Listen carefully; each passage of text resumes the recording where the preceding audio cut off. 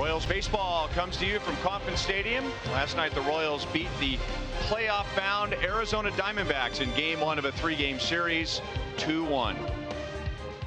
Hi everyone, and welcome back to the ballpark with Rex Hudler. I'm Ryan Lefevre. Joe Goldberg and Jeff Montgomery will be coming up. Let's talk Whit Merrifield. He had his 19th home run last night. He is one away from joining a very elite group, as in one of the best seasons in American League history for a second baseman. What a pleasure to talk about Whitley. This young man is attacking the game of baseball. Now, he didn't make the team out of spring training. Wasn't real happy about that. So what do? If you're a player, you go down and perform. He hit 400. They summoned him back up to the big leagues, and now he's letting the game of baseball know that he's here to stay. This young man is putting on a clinic. It's been fun. Power, line to line, hits the ball wherever, and he can steal with the best of them. Just a total blast to watch him go. During this final homestand, we've been spending some time talking about the pending free agents, the championship core, and when we come back, we'll talk about Eric Hosmer.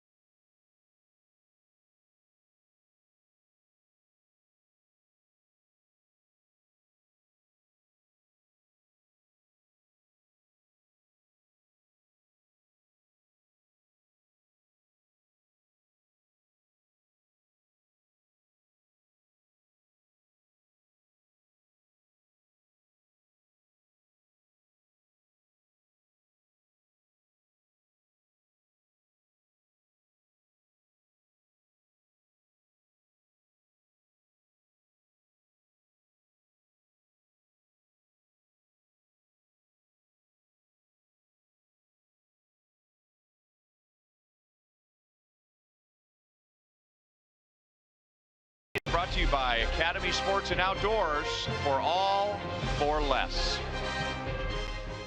2016 was a career season for Eric Hosmer, and we've known that this is his free agent season. So how would he perform coming off a career season? He put together another career season. Yeah, you know, the sign of a mature major leaguer is how he continues to improve each year in a short lifespan of the game of baseball. Hosmer's bat, he stays level through the zone. He's able to recognize pitches. I don't know what's better, his eyes, his hands, or his feet. He's got all three of them. But look at that swing. It stays level. He hits the ball line to line. Look at 509 average to the opposite field. That's beyond lava hot. Hos has been very special to watch.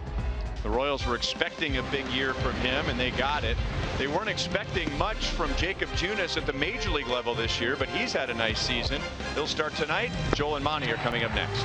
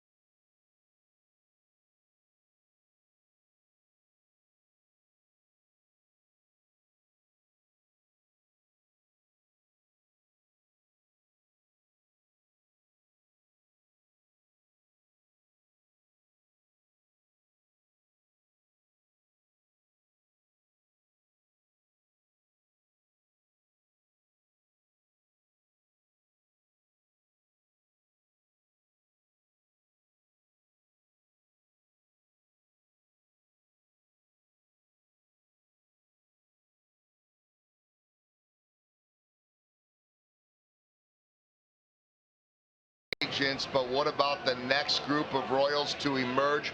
Jacob Junis, part of that, and has proven himself this year, getting set to throw the first pitch in about 7.5 minutes. Joel Goldberg, Royals Hall of Famer Jeff Montgomery, Royals pitching coach Dave Eiland said that they got a nice glimpse at him in spring training, gave him some things to work on in AAA, and he's ended up really being a pleasant surprise, up and down, and then came back and has made an impact. Yeah, he has, and if you look at what he's done during this period, it's really nice to see the improvements over the way. And I think if you look at younger pitchers, a lot of times they don't really trust themselves. But one of the things that really stands out to me, if you look at these last 9 starts, his pitches per inning have gone down consistently. He's now under 15 pitches per inning. That comes with very, very rapid maturity, as well as trusting his stuff out on the mound. He's got a great slider. He believes in it, and he uses it. All right, he'll be going up against Taijuan Walker, the right-hander who used to pitch for Seattle. Second of 3 between the Royals and the Diamondbacks coming up. Ryan and Hud back after this.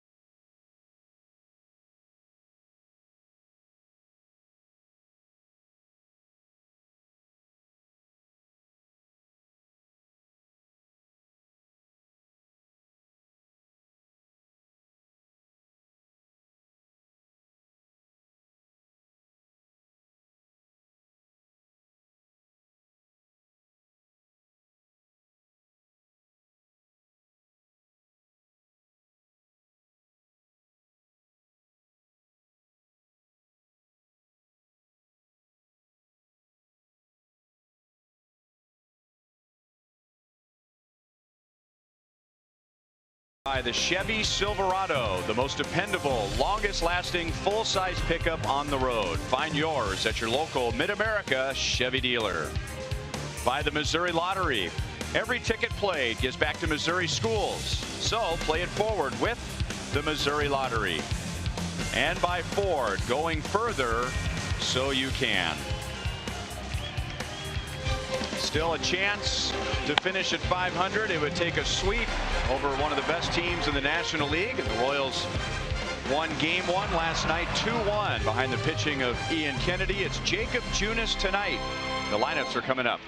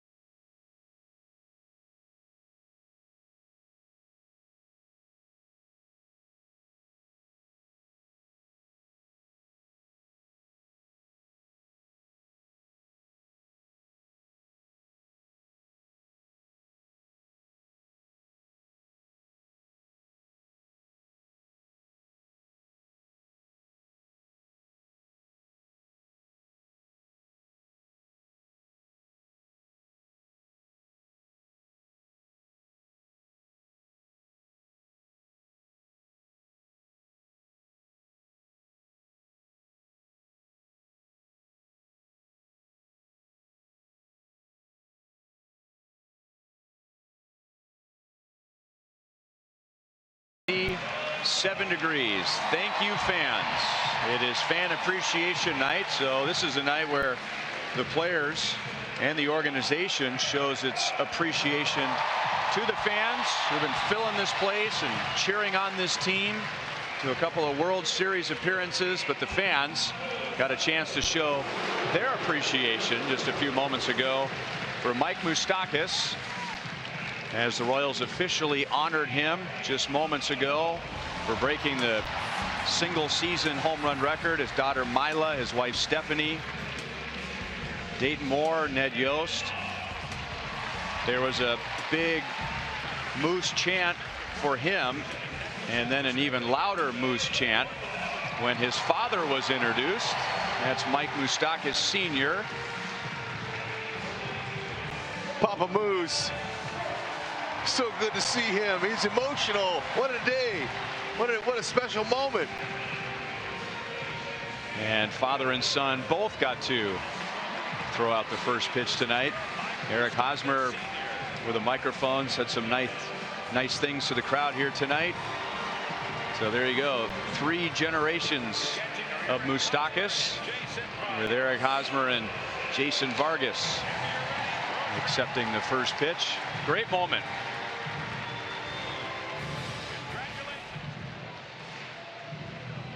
Yeah, there's been many here, Rhino. No doubt about it. But really special. The crowd just passionate, full of emotion and energy tonight. Looking forward to a great game.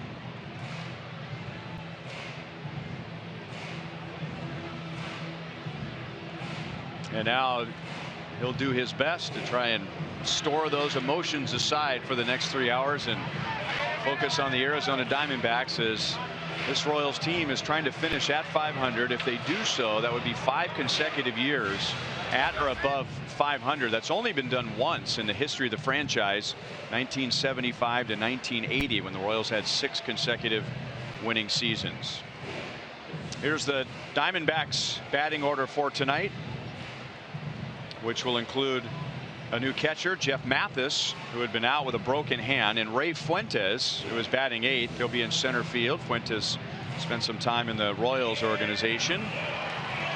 And now here come the Royals taking the field for the second to last time in 2017. And Jacob Junis, 8-3, will take the mound. The Royals are 10-5 in his 15 starts.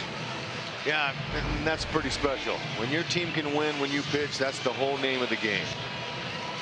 Been dealing as a rookie. You see him right there at the top, close to the top. Fantastic bounce back season. Well, not even a bounce back year, but he got roughed up early in the season, up and down, up and down, up and down. And each time he got here, he got better and better. Fastball, slider, changeup, curve. That slider has been an excellent pitch for him. It's not overpowering slider, but it is a good one. It has good downward depth to it. Opponent's only hitting 213 off of it, and just 1 home run's given up.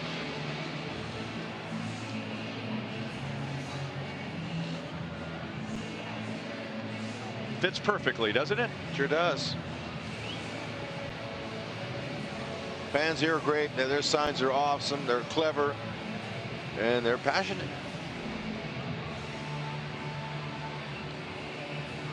Ford around the horn, Royals defense. Why not highlight Haas, since he's a Gold Glover, not just once, twice, how about 3 times? Fabulous. He might win another one this year. And who knows, by the time his career is over, how many he'll accumulate. Fabulous glove, excellent footwork, and a tremendous arm. He's got it all. There's the first-round pick from 2007 out of high school in California. The next year, Eric Hosmer out of high school in Florida. And forever, it seemed like we were waiting on Moose and Hosmer and Moustakas. They've always been linked. So it was only appropriate that Eric Hosmer led the presentation on the field today. And now Alex Gordon picks it off deep. Peralta's digging for second, and the throw is late. David Peralta opens the game with a double.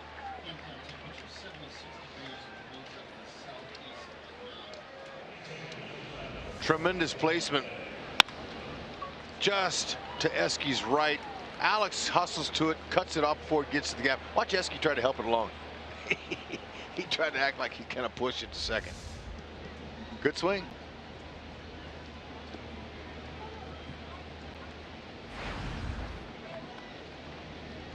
Ketel Marte, he batted 9th last night and was 0 for 3. Bats second tonight, and he swings at the first pitch. And Kane has to go all the way to the track, and he bangs into the wall. And then makes a strong throw back to the infield.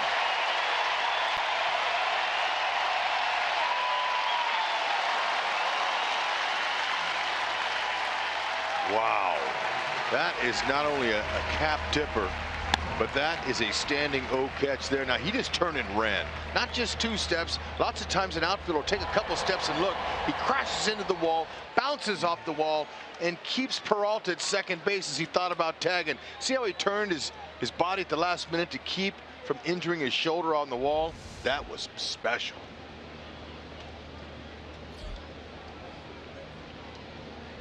You think Goldschmidt's going to get a first pitch fastball right here? I'm counting on a breaking ball.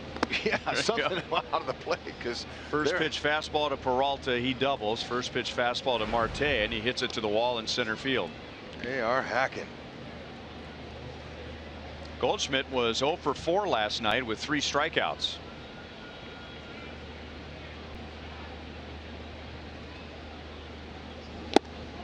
There's a fastball. 1 ball, 1 strike.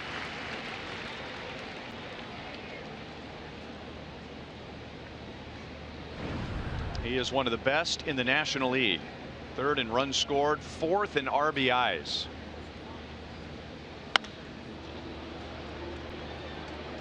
Bonifacio gets behind it. Peralta tags.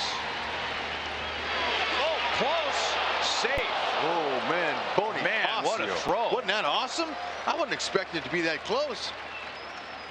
But, you know, you saw him back up. Moose is saying, hey, or Ned's saying, just take a look. Look, it backs up, gets a little momentum. Just a perfect throw. Short arm swing. Get that tag down on him. Just beat it. Great try. 2 outs. Seeing some good defense already.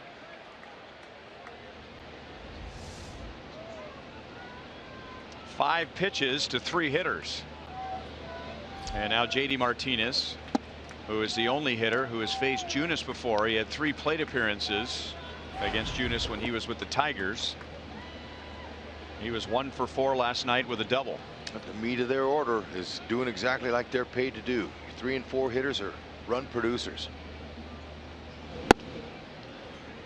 Slider makes it 1 ball, 1 strike, working on one of the best Septembers in a long time. Kia puts us in the driver's seat. 16 home runs in September. 3rd most in Major League history in the month of September. He's driven in 36. 1 ball and 2 strikes. And 36 RBIs in September is the 3rd most since 1969. Yeah, off the charts month. Goldschmidt hitting 367 with a runner in scoring position. JD Martinez 358. So they're 3 and 4 hitters. Good. Junis taking care of him with a runner in scoring position in the 1st inning. Marvelous. So he gets around the leadoff double. And now here come the Royals. They'll be facing right-hander Taijuan Walker tonight.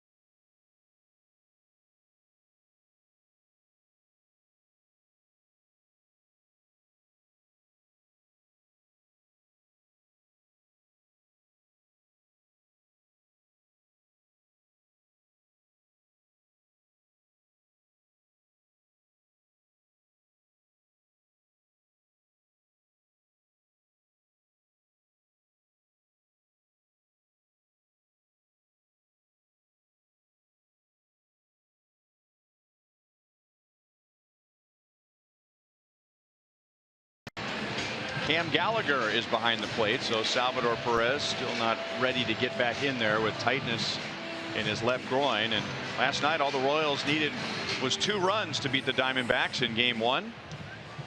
It'll be Taijuan Walker making the start tonight. It's a big young man, 6'4", 235. He's got a little message to write on the back of the mound here at the K. Got some pitches now for you. Got 4 basic fastball, slider. Although the split change, that's a pretty good pitch for him. Only throws it 14% of the time. The yacker, it's a curve. Look for the heater. Could be a tough test for the Royals. The aggressive offense that they have. Pops it up. That's Descalzo going out into shallow right center field. 1 pitch, 1 out. Happy to have their veteran catcher back, are the Diamondbacks, for their defense. He's had a nice record of throwing runners out, 36% this season, and that's excellent. Anything over 30, outstanding, and he's a good leader. Veteran. Calm, cool, collected under pressure. Glad to see him back in that lineup. I know the Diamondbacks are. Lorenzo Cain takes a rip at the first pitch, and he's already had an impact tonight, going into the wall in center field and take a hit away and an RBI away from Ketel Marte.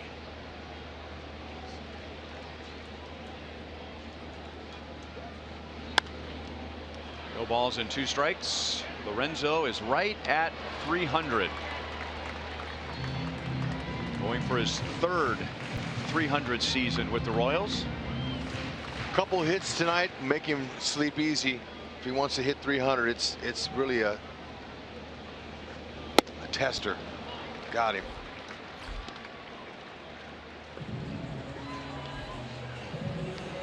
So 2 down. Walker strikes out his 141st. And he lives up to his last name, our Academy Sports and Outdoors leaderboard. He's had trouble throwing strikes in the month of September. He has the most walks per 9 innings in the National League, second only to Wade Miley of the Orioles. Well, that's why I was saying he's going to be a tough matchup for our aggressive swinging offense. 60 walks and 152 in the 3rd coming in. And you saw Locaine swing at that ball up like that. That's what he does. He raises eye levels up and down, not so much north and south or east and west. It's north and south. And our aggressive offense is going to have to be patient with him if they want to have any success off of this big guy.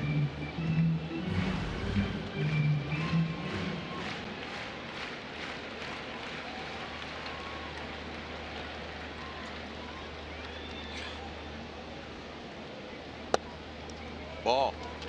Wait him out. Walker's got a nice little 4-seam fastball that he likes to place right above the belt, and it looks good coming out of his hand, and he gets a lot of his foul balls and swing and misses. Good rip there.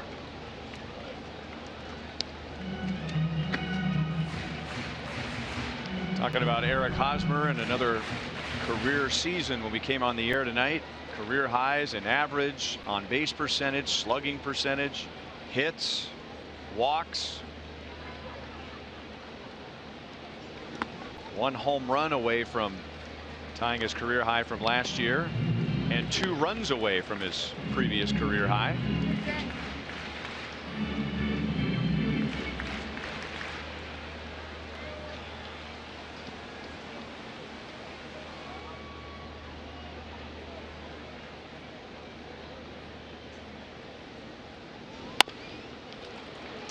Grounds it out to the 3rd baseman Lamb, and that's the inning. 3 up, 3 down, no score at the end of 1.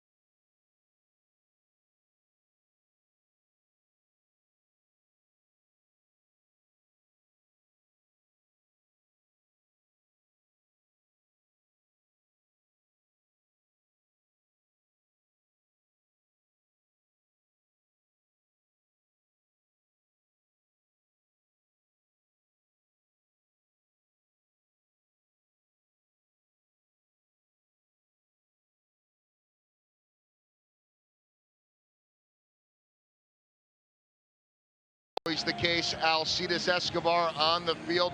We'll see if he's back or not next year. He doesn't know, but I had a chance to talk to him today.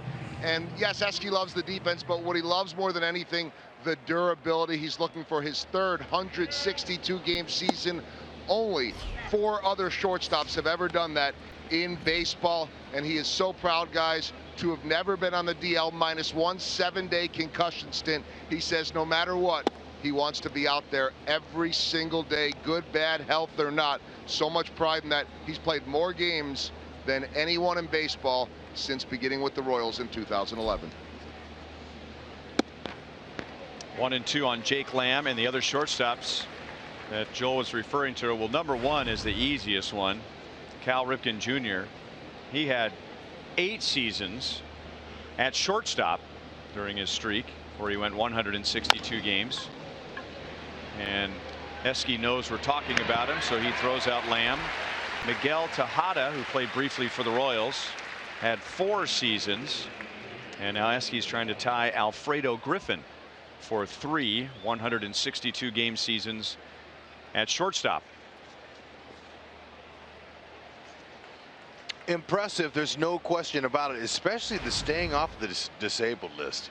I mean, remember a couple of times this year he got hit in the hand. There's a few times that, you know, it's so easy to get hurt playing this game the way they play it with that round ball, and it breaks bones, and he's been fortunate. Runners coming in, twisting ankles on the base. I mean, there's just so many ways that the guy can get on the DL. I mean, that's impressive, and he should be proud of that.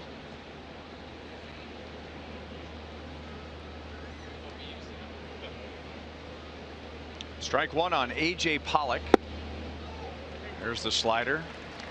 No balls, 2 strikes. It looked like in the first inning the Diamondbacks were trying to do whatever they could against Junis before he could get to his slider. That first inning right there was impressive. It showed a lot about what we've talked about all year about this young man. He's got poise. He didn't let those hard hit rockets rattle him. And he faces the 2 best hitters in the National League, possibly back to back, in Paul Goldschmidt and J.D. Martinez. High numbers with the runner in scoring position after that leadoff double by Peralta, and he just went right through those guys. Didn't mess with them. Popped up Goldschmidt and struck out Martinez. He's on his way. Still 1-2 on Pollock.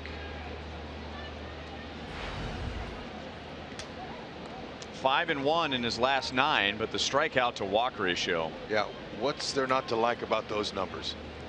And it's very un-rookie-like. That's usually something that comes along later in a player's career.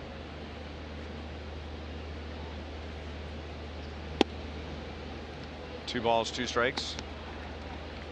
I mean, that's the whole idea of pitching, especially at this level. You got to throw strikes. They'll wait you out. Look at that 3.26 strikeout to walk ratio. Second best behind the Cy Young Award winner Greinke. Bonifacio, he's a man on a mission on defense tonight. 2 down. Just love the feel of this game here tonight at the K. It's a great crowd. It was a wonderful pregame ceremony they had honoring Moose, and now the boys are playing baseball. Especially that defense, fabulous.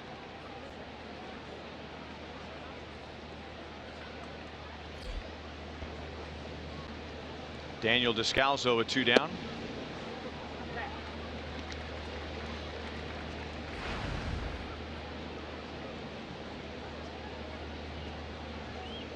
Batting at .233. He went around, no balls, 2 strikes. And that includes Descalso being 1 for his last 25.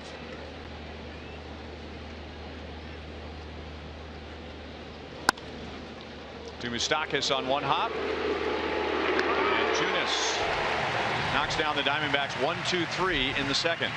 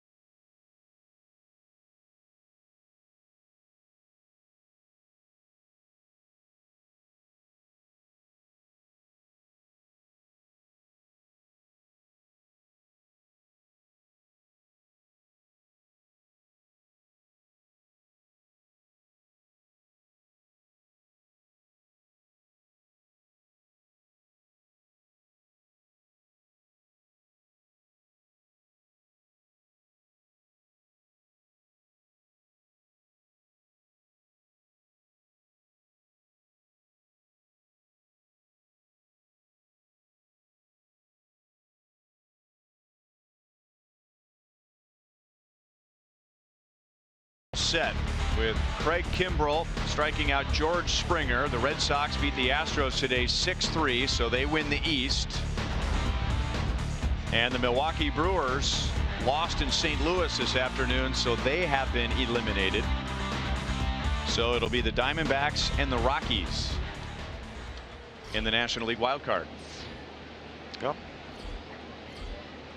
A lot of drama last few days of the season. So I guess tomorrow there's no huge drama tomorrow for any cities. So a lot of managers hoping that players don't get hurt. 1-1 on Mike Moustakas. He was honored right before the game for breaking Steve Alboni's team record with his 37th home run in Toronto on the last trip, and then hit his 38th in New York.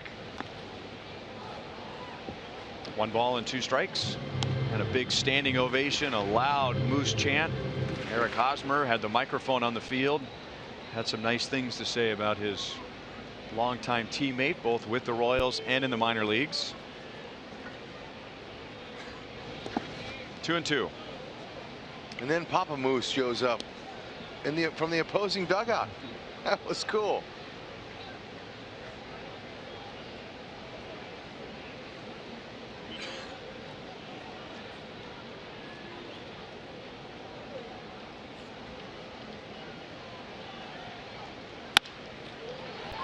One fielder on the left side, and on a bounce picked out by Goldschmidt. So Lamb throws out Moustakas, and there's 1 down in the second. So the Major League Baseball postseason is almost here, and you can watch it on FS1. Tune in for the ALDS October 5th.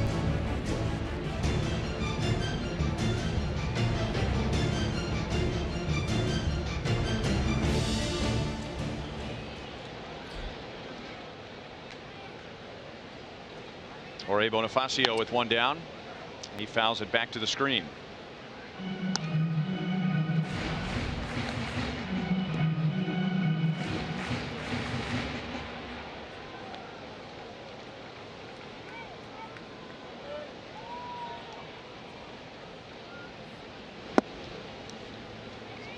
One ball, 1 strike on Bonifacio, who's made a nice play in right field already tonight. He's also made a strong throw. Almost gunned down David Peralta at third in the first inning.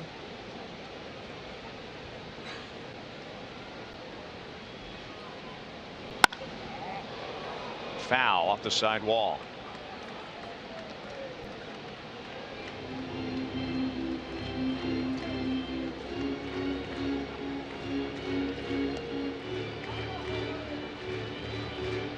Taijuan Walker was a first-round pick of the Seattle Mariners. And in the offseason, he came over with Ketel Marte. Strike over the outside. That's Walker's second strikeout. 2 down in the second inning.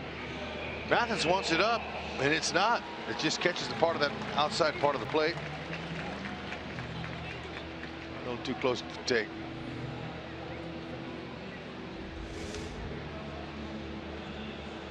So Marte and Walker from Seattle to Arizona. And the Mariners got Gene Segura, Mitch Haniger, and a minor league reliever. So it appears to be a deal that has worked for both teams. Yeah. Brandon Moss with 2 down, nobody on.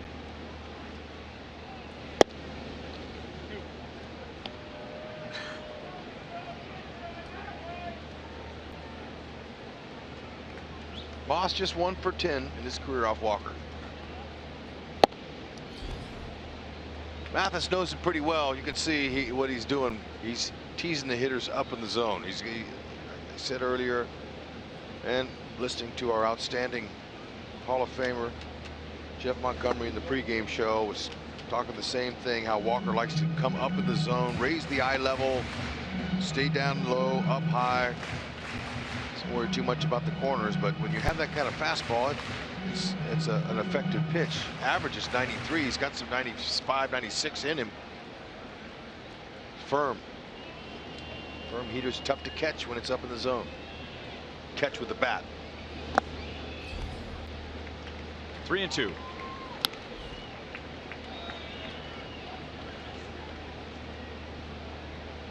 '25th pitch coming, 3-2 count. Hitters expecting fastball, but Mathis puts down 2. It's not coming. Got him. That's what Moss was thinking.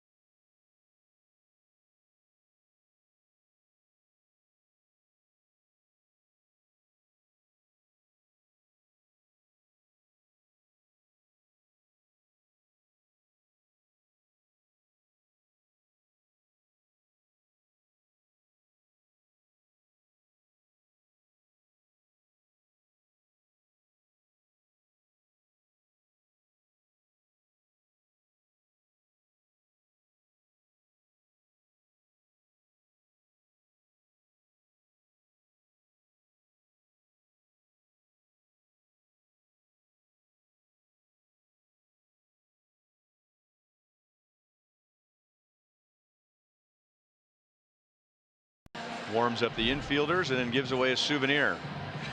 Tomorrow, your first chance to look at next season's schedule. Royals and Diamondbacks in the last game of the season, and get your early bird schedule and team photo courtesy of Pitcraft Printing.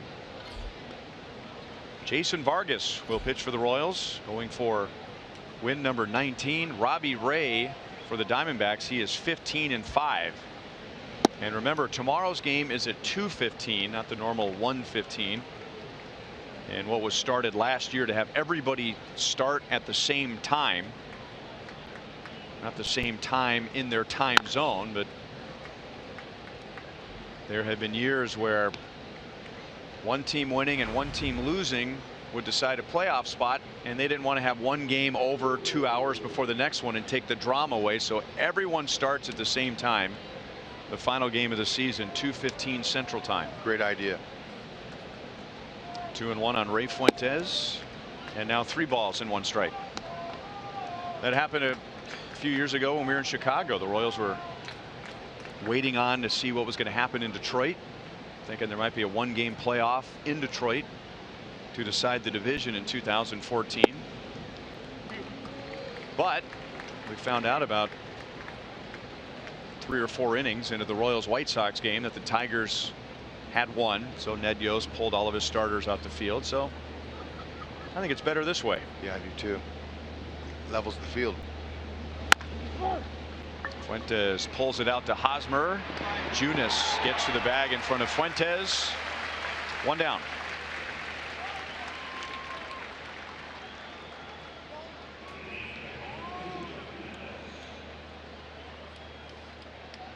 Junis gave up a leadoff double to David Peralta, and now he has set down 7 in a row. And here's the number 9 hitter, Jeff Mathis. He had been out since the end of August with a broken right hand. So this is his first game back tonight.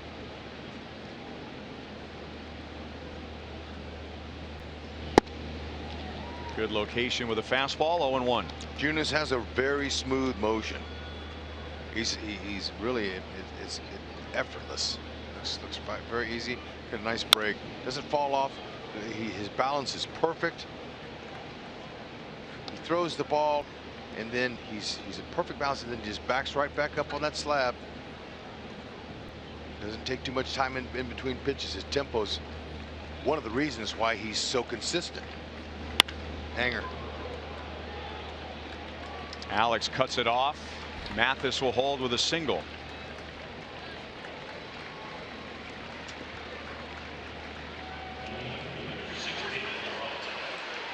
That is Lloyd Fulkerson, Jacob's grandfather, and you know, maybe he's like a lot of relatives who just has a tough time watching either their son or in this case his grandson pitch. So you kind of get off to a place where you can have a little bit of privacy, maybe a cold beverage to calm the nerves. Well, sure.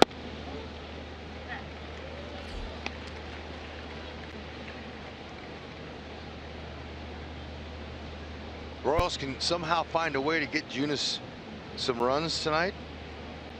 Get him a win. You'd be 9 wins in your rookie season. That's excellent. Foul off the right field line. Peralta doubled the other way, doubled to left center field in the first inning.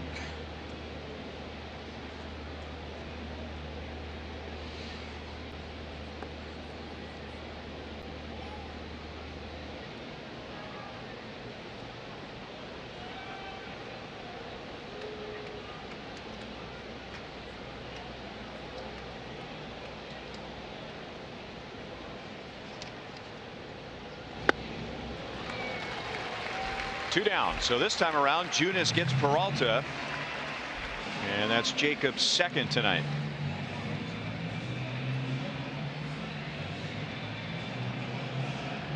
Speaking of the wild card, speaking of 2014, 3 years ago tonight, Salvador Perez in the 12th inning in the game that completely changed the direction of this organization. It completely changed the 2014 postseason as the Royals won their first 8 postseason games. First time in Major League history that that's happened. It was special, and you had a chance for one of your career calls. I'm so proud of you and happy to have been in the ballpark for that special ball game, one of the best games I've ever seen. And you're right, it changed the city forever. Huge parade they had. I wasn't around in '85, so I don't know what kind of parade they had, but I wonder if it compared to the one after they won. Neither was I, but I'm told there was no comparison. Thank you. The pitch. Swinging a ground ball to third is fair.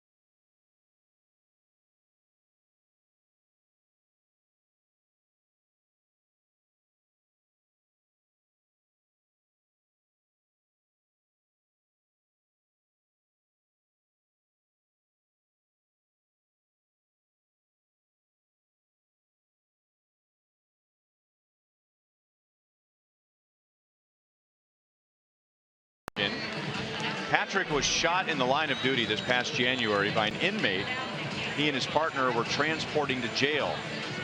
He spent 5 days in the hospital recovering from his injuries, where he had several hundred visitors from all over Iowa and Nebraska.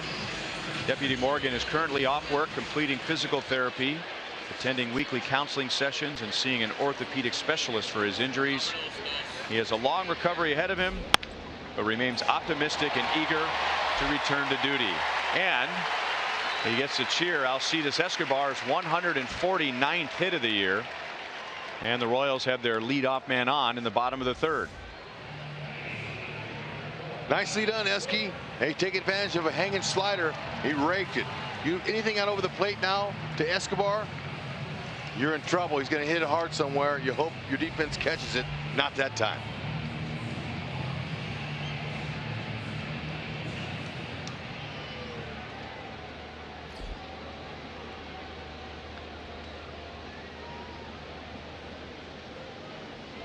That's the first runner for the Royals as Gordon fouls it away. So if Escobar gets one more hit, then the Royals will join the Astros with 5 hitters with at least 150 hits. That's a pretty positive statistic. Interesting, only 1 of the 4 are going to the playoffs.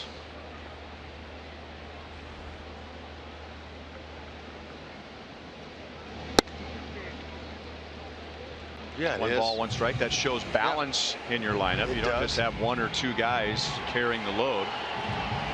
But it doesn't talk about the importance and the important part of the game in pitching. Got to have them all. Defense, pitching, timely hits. We all know that.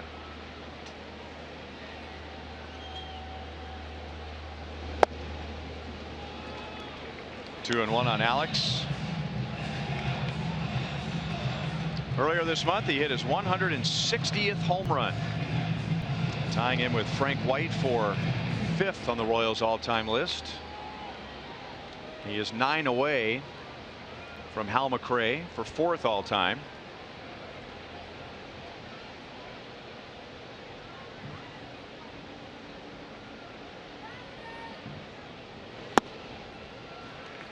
Three balls, 1 strike. He has 9 this year, so when the season began, and it wasn't far-fetched at all to think that he might catch Hal McRae this year. Then Amos Otis, then Mike Sweeney.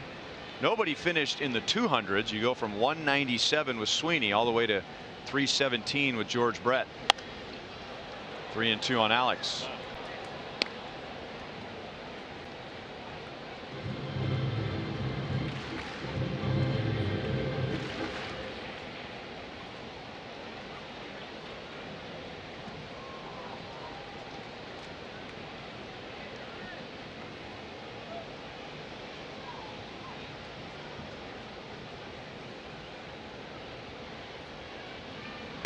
I'm already curious, looking ahead 5 or 6 months, what will Alex Gordon tell us in spring training next year about this year? What did he work on during the offseason? What changes did he make? He has remade his swing once already in his career. Walker strikes him out. That was before the 2011 season. Hud, this was before you were here, but Alex with the Royals 07 to 2010, and at the end of the 2010 season, when he had just moved to the outfield, somebody asked him what his expectations were for next year, because 2010 wasn't a very good one, and he said he expected to come back and dominate, and that raised some eyebrows, obviously. But that's exactly what he did. That was the first of his 4 Gold Gloves. He hit over 300. He had 23 home runs. He had 45 doubles. Wow. The next year he had 51 doubles. That's incredible. Would love to see that. I'll tell you what, they could use that support in their offense, man. Big time. They need that, those numbers. And to be quite honest, Alex was mocked quite a bit for choosing that word. You know, he didn't say I want to come back and be more consistent. I want to come back and be more productive, safer words. I mean, he went way out on a limb and used the word dominate. Wow.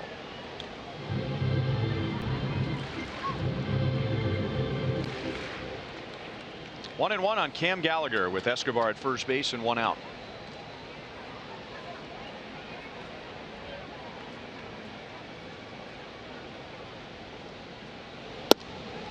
You know, talking to most people, I think they believe that Alex is still young enough.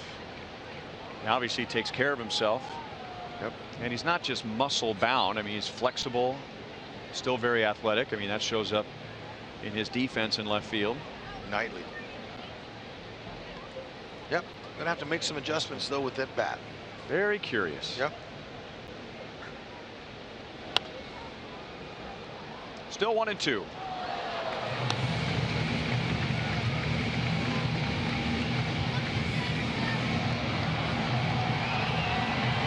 That is former, and look, he threw a knuckleball down there. I couldn't catch it. Tom Candiotti, the radio broadcaster for the Diamondbacks, a knuckleballer. And even when he's throwing a ball into the crowd for a souvenir, he throws a knuckleball. That's funny, and no wonder they couldn't catch it. Certainly, catchers that tried to catch his knuckleball had a hard time. Try hitting him with a bat, but the fan had no chance. I had a few at bats off of him. Wasn't easy. He threw a harder knuckleball. It wasn't a floater. He threw it with pretty firm.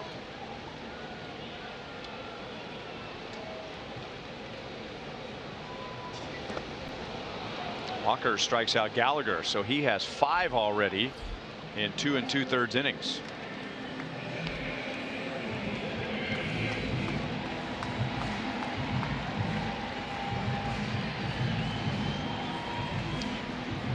Another award earlier tonight. Drew Butera was the Royals' Roberto Clemente Award winner. All 30 teams have one player recognized for his work off the field. And then during the World Series, one player in Major League Baseball is named the Roberto Clemente winner.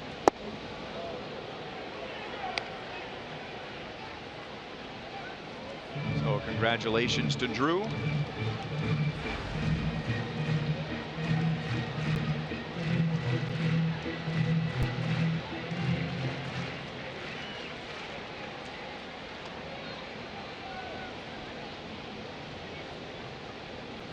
Witt swung at the first pitch he saw from Walker in the first inning and popped out to second. And the count is 1-1. Witt was asked last night after hitting his 19th home run, how badly do you want number 20? And he admitted that he wants it. And he even admitted that he'll probably try and hit a home run. Now, if he's down in the count and a situation presents itself where he needs to move a runner, do something that requires less than a home run, he will play to that. Back to Walker, who backhands, and that's the inning. So the Royals aren't able to make anything of Escobar's leadoff single. And at the end of 3, no score.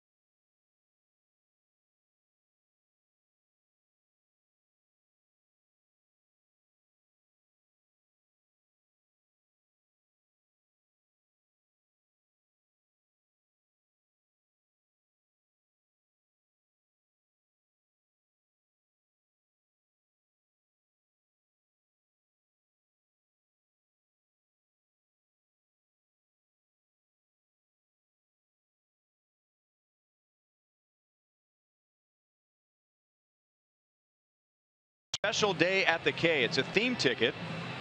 Each theme ticket package includes a $5 donation to Team Up for Down Syndrome, as well as a special day at the K t-shirt. And you can get those those tickets rather, at Royals.com/theme tickets. A program that is very near and dear to my partner Rex Hudler. That ball drops between Hosmer and Bonifacio. And Hud's beautiful wife Jennifer, who is standing by with Joel. See, that gives us more time to talk right now about Team Up and special day. And we've got some of the Hudler clan here, others at home. But Jennifer, this is such a great event. Again, tell us about tomorrow. Thanks. Well, tomorrow is special day at the K, the last day of the season.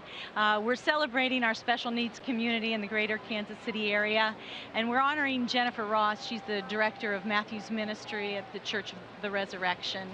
And the proceeds that we raise tomorrow will go to Matthew's Ministry. They're in the process of building a bakery and new drive and cover for those that have special needs. So we're pretty excited about tomorrow. Yeah, I know you're excited about tomorrow. It was so successful last year, and you guys have done so many wonderful things over the years too.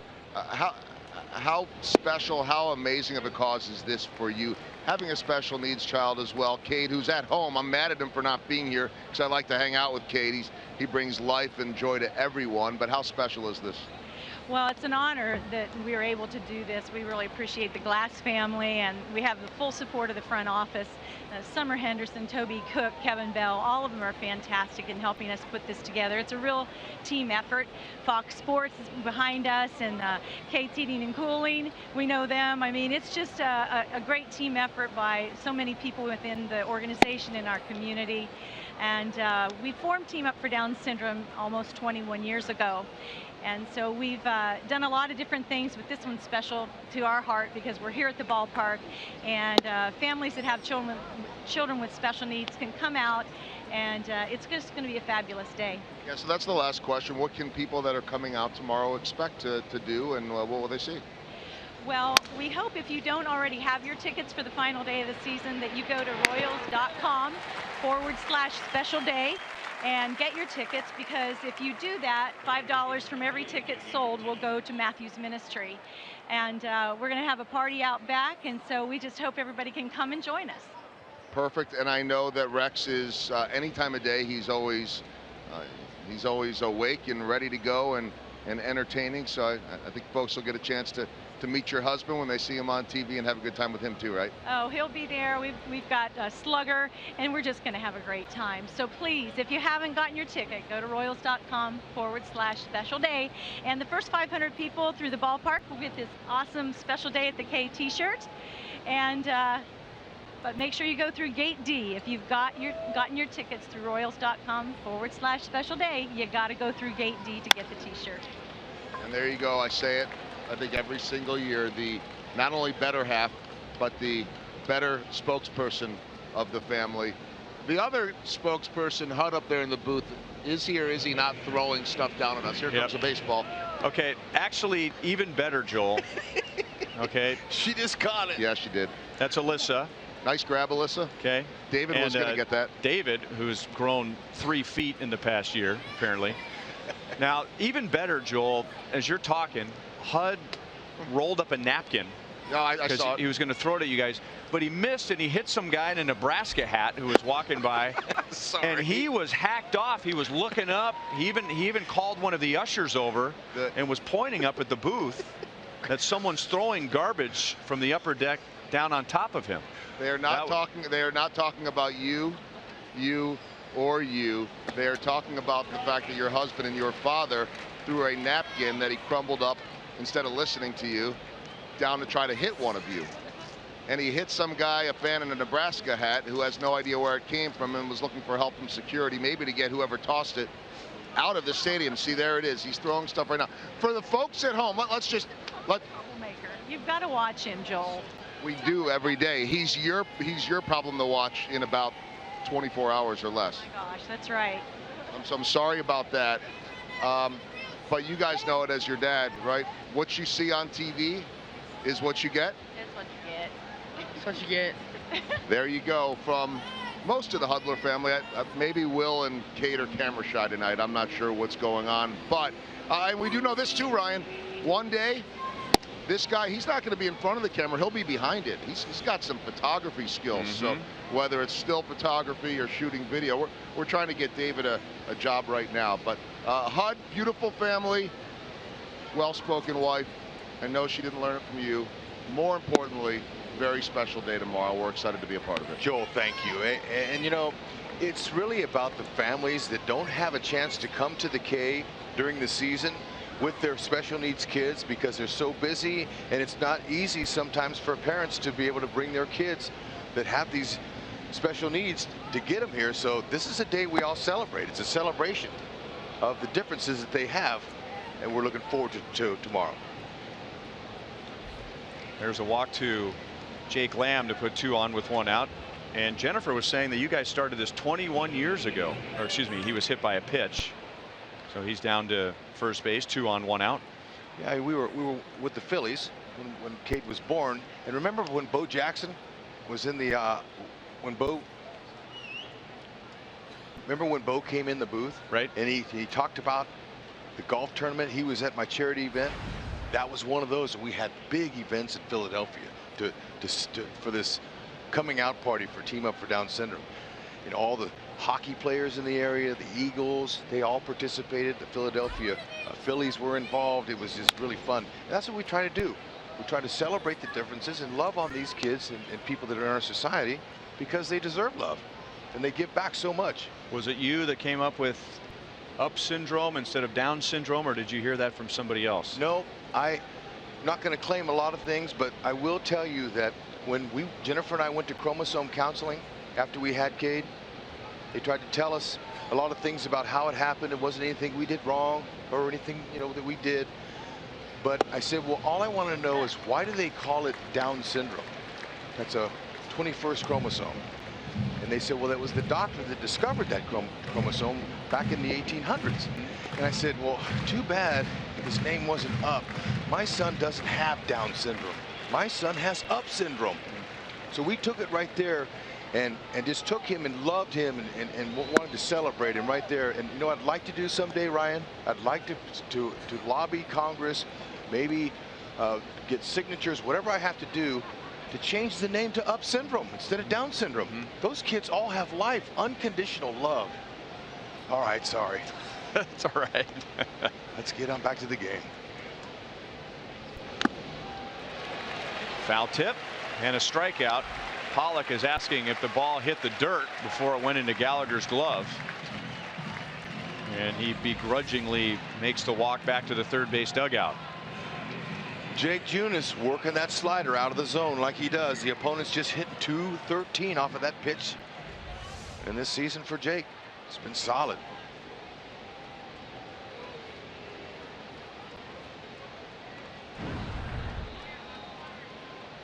He throws that slider about a third of the time, but almost 70% of his strikeouts have come with that pitch.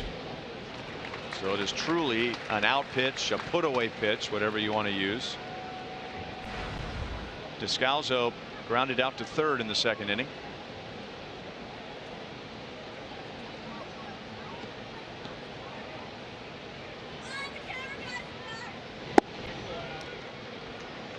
One and one. There weren't many scoring opportunities last night, and the Royals ended up winning 2-1. And so far tonight, the Royals have had 1 base runner in 3 innings. The Diamondbacks have had 4, but no runs yet. And now it's 1-2 on Descalzo.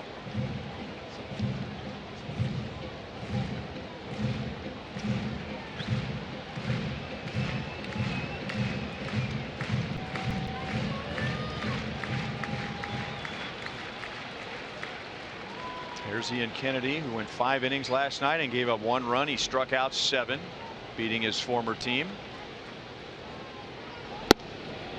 Outside with a slider, 2-2.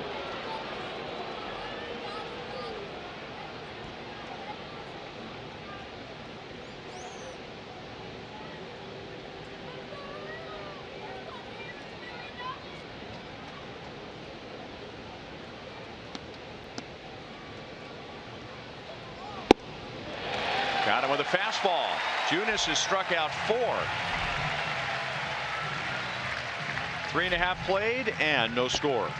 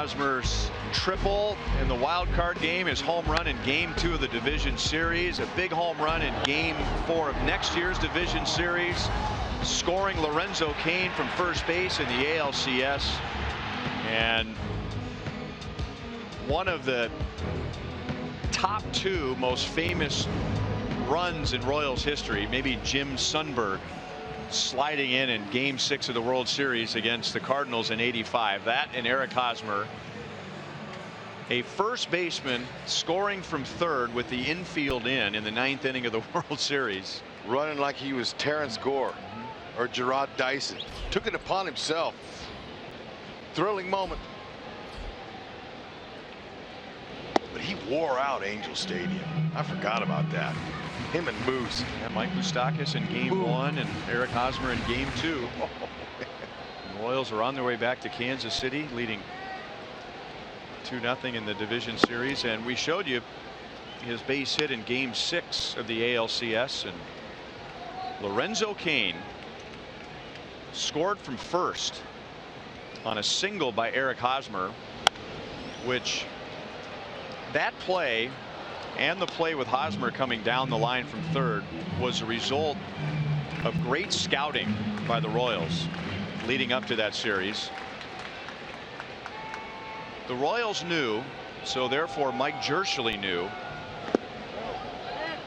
no swing, 2-2 on Cain, that balls hit up the right field line, Jose Bautista would go to the ball, would not look at the infield and look at the situation. He would just heave it to second base. That all he was thinking about was cutting the ball off and throwing the ball to second base. And if Lorenzo wasn't 100% awake, he is now. 3 balls, 2 strikes. Yeah, no, it's a special play you're talking about. Maybe we'll get a chance to see it again sometime. But let's talk about that chin music right there. That's 95 after a couple of breaking balls in the outer half. 95 up, chin high. Locaine didn't appreciate it. Now usually that's a setup pitch. He wouldn't throw a 3-2 fastball to Moss, and he's not going to throw one here. It's going to be a breaking ball. Oh, hanger. Too bad he couldn't have kept that fair. As after you get chin music, you like to bust the guy. Hit that ball hard. I'd like to hit it back up the box, right back at him. But if you can hit a ball like Locaine did fair, that's good enough.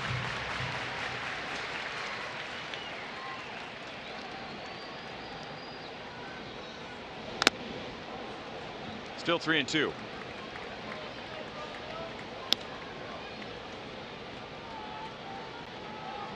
Lorenzo struck out on a fastball in the first inning.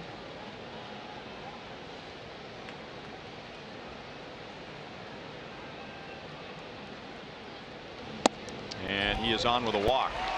So anyway, the Royals knew that Jose Bautista, when he would cut a ball off in right field near the line, that he would just throw to second base.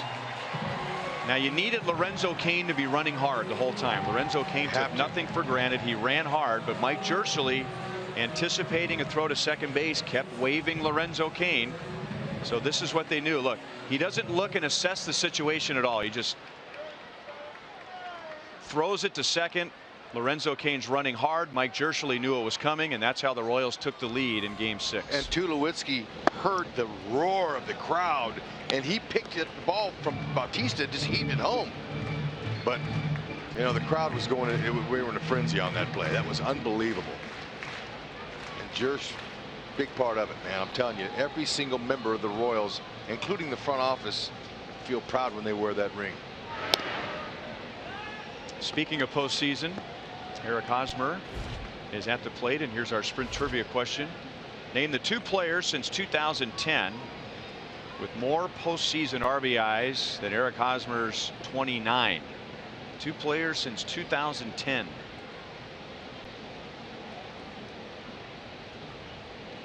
You know, one other thing about scouting, when you're talking about Hosmer in that play coming down from third, the Royals knew that David Wright at third base was hurt, and it affected his throwing, so he couldn't get much behind his throws at third. And they knew that Lucas Duda, the Mets first baseman, did not like throwing to the bases. And as God is my witness, Hud, I was on the bus with Alex Zumwalt, the Royals advanced scout, before Game 5 of the World Series. So there's Hosmer taking advantage of the soft throw to first, the wild throw by Duda. I sat next to Alex Zumwalt on the bus to Citi Field for Game 5 of the World Series, and he told me we will win a game because of the Mets' inability to throw on the infield. Wow, that's beautiful. And you know, that's what it takes. If you want to win a world championship, you have to have the talent. You have to grind out the season. But when it gets down to that 7 games, you got to be able to execute and learn all the little tricks you can. Look at this. Just another base hit to left field. Lousy single. Yeah, well, he's piled up a whole bunch of those singles to the opposite field. It's been fantastic. Hitting over 500 balls to the opposite field this year. So 191 hits to add to his career high.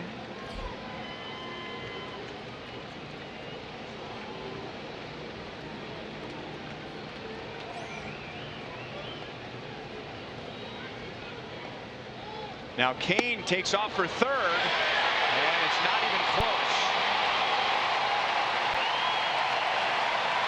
So there's a whole pile of risks there. Number one, you don't want to make the first out at third. Number two, you have a left-hand batter at the plate, so it's a clear throwing lane for the catcher, but Cain saw something and he took off. Sure did, and he was able to do it with ease. Rip off his 26th base. Haas would have liked to have gone with him on the double steal. He'd have been in there easy, would have been able to walk in. Nice play by Lamb to keep it in front of him and not give him a run there. But still, you know, you can take it, take it. And I'll add, you have Mike Moustakas at the plate. You don't want to make an out on the bases with 38 home runs at the plate, and it ends up being a big decision because without that stolen base, the Royals don't score a run. 4-6-3. But Cain comes to the plate, and the Royals lead 1-0.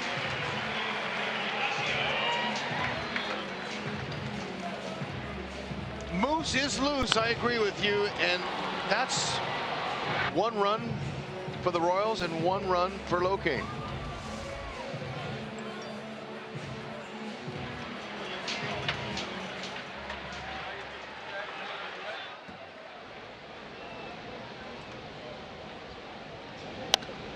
Oh, that's Bonifacio's pitch right there. He missed it. Look at him. He's shaking his head. He knows it. That's the one he likes to hit, take deep, those little hanging breaking balls.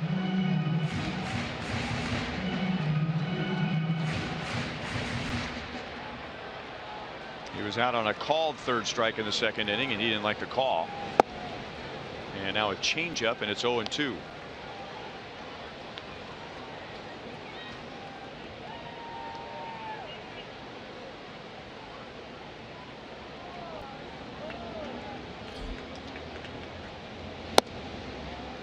One ball, 2 strikes.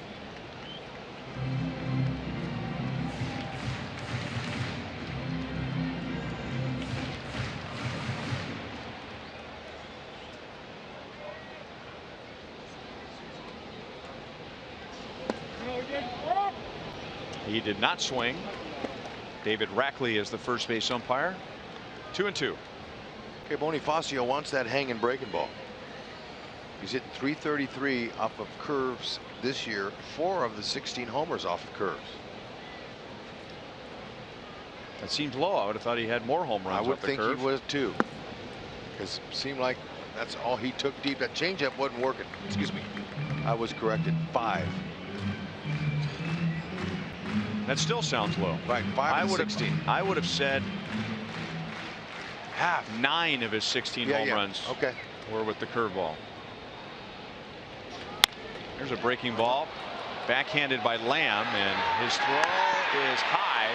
Goldschmidt keeps his foot on the bag. Royals will go to the phone, check in with Bill Duplessis. Good hustle, run it out. Ooh, that looked like his foot may have come off the bag. Pretty good angle, did first base umpire David Rackley. He was right there on it. We know if there was any light between his foot and the bag, super duper, we'll be able to spot it. Time is up. And so Larry Vanover, the crew chief, runs over and says, okay, I need a decision. And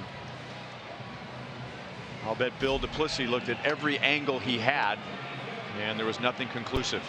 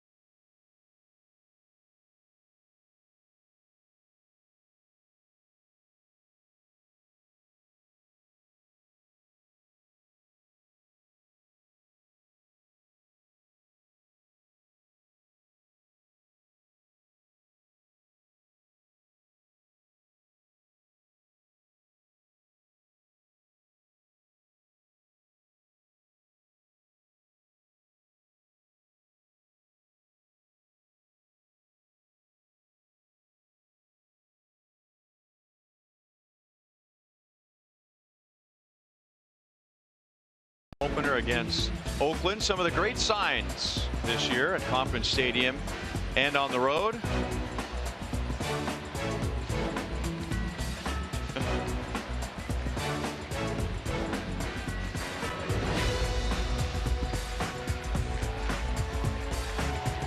Folks are real creative here, and they love their Royals.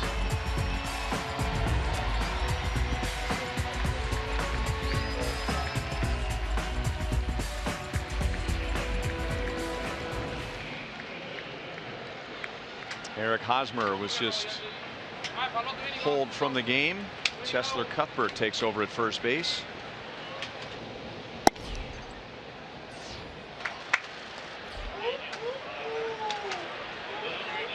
I think I caught some of the fans by surprise, and that's the hardest one to do because the first baseman is right by the dugout. I mean, unless the first baseman stands out there and hesitates in all of his glory, which Eric Hosmer isn't going to do. It's almost like you realize what happened after the fact. Yeah. Be heads up for more of that, because Ned said he was going to pull off the players at certain times during today and tomorrow's game.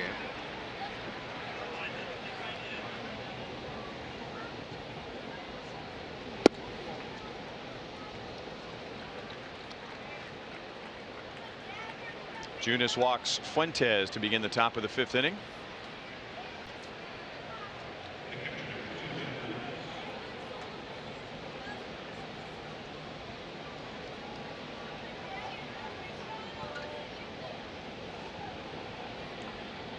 That's Junis' first walk. He has also hit a batter tonight. And now Jeff Mathis. Mathis singled to left center with 1 out in the 3rd.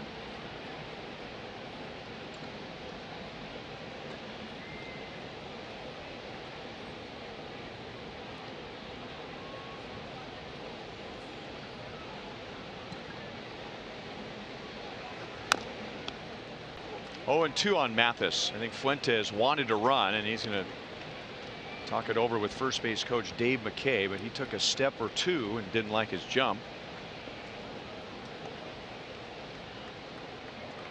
Try and get him into scoring position with the top of the order coming up after Mathis.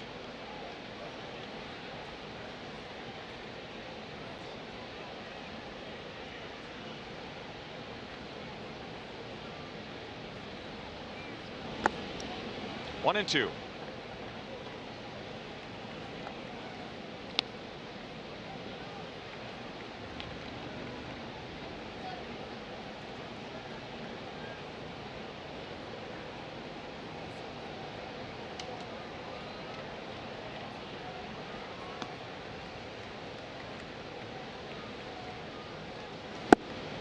And he gets a strikeout. That is his 5th. You know, with Fuentes over at first, you wonder, as we're learning about Junis, you know, we know he has poise, we know he has a good slider. That time he gets Mathis with a fastball, but how does he manage the running game? Well, opponents are just 1 for 5 against him so far this year.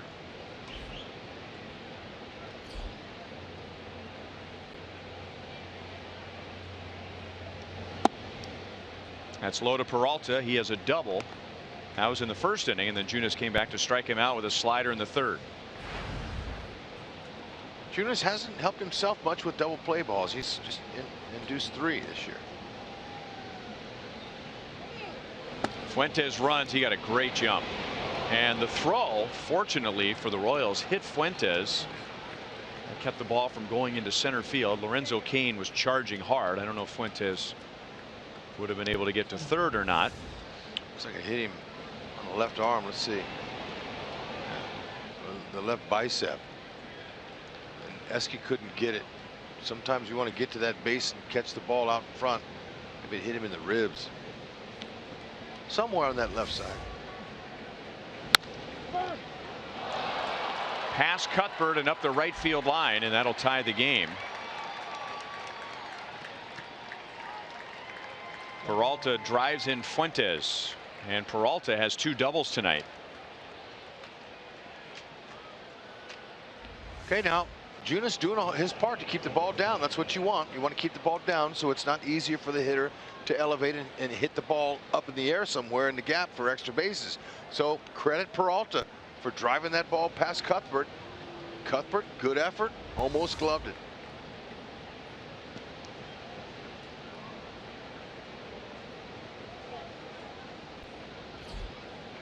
Chesler's got great hands. We know that. You're not a big league infielder if you don't have good hands.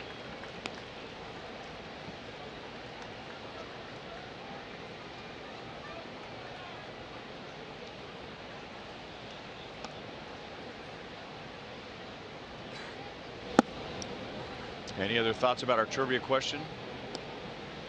2 players since 2010 have more postseason RBIs than Eric Hosmer. 29. I'll say just because of how many times they went to the postseason. Miguel Cabrera. Incorrect. Is it a Tiger? No. How about Big Poppy? No David Ortiz. Oh. How about Pablo Sandoval? Incorrect. Is there a Houston Astro in there?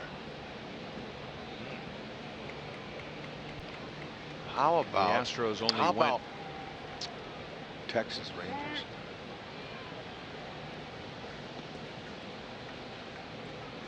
How about the Texas Rangers? Yeah, I'm gonna say Beltre.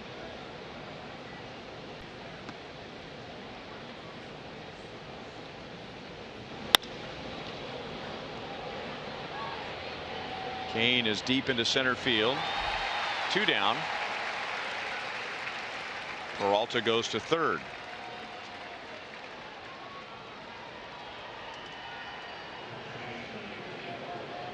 How about Ian Kinsler?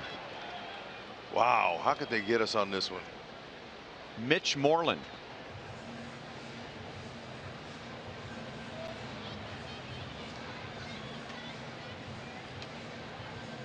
Nelson Cruz. Nelson Cruz is one of them. All right. David Freese. Oh man. Huh? Good one. Yeah, well, very good. I think we would have been here all night. I got a clue for Nelson Cruz, so I can't take full credit for it. Okay. Unfortunately for him, he will be remembered in the postseason for a play he didn't make in right field instead of all the runs that he drove in. Yep. And David Freese happened to be at the plate. Yeah.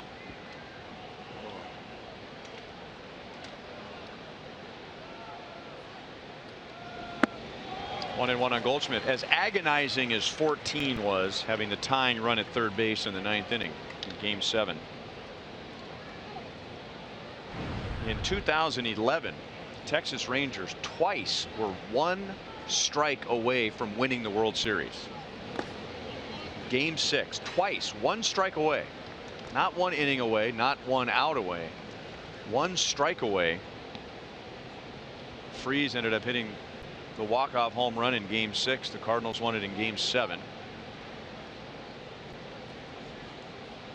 That's really painful.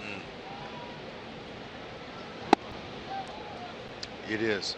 I remember watching on TV and they showed Nolan Ryan, who was then president of the Rangers. And, you know, he was excited and thinking, and then they showed him again, and it was just heartbreak. That's tough. I mean, that hurt to watch it. Not even tied to him. And now Goldschmidt walks. So Junis didn't have any walks in the first 4 innings, but a leadoff walk in this inning has led to a run. And now first and third rather, with 2 down.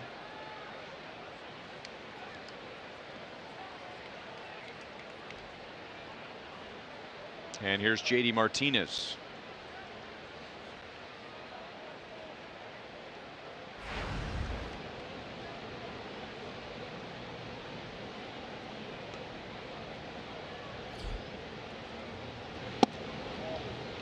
Upstairs, ball 1.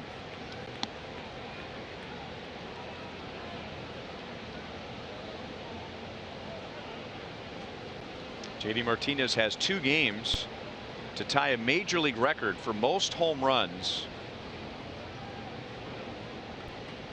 in the month of September.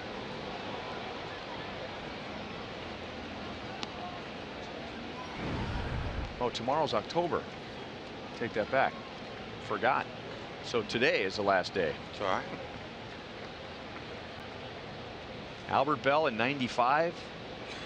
Babe Ruth in 1927. The only major leaguers who have hit 17 home runs in the month of September. Strong finishers, all of them. Moustakas gets a nice big hop over to Merrifield, and that's the inning. A leadoff walk by Fuentes. He steals second and comes home on a double by Peralta.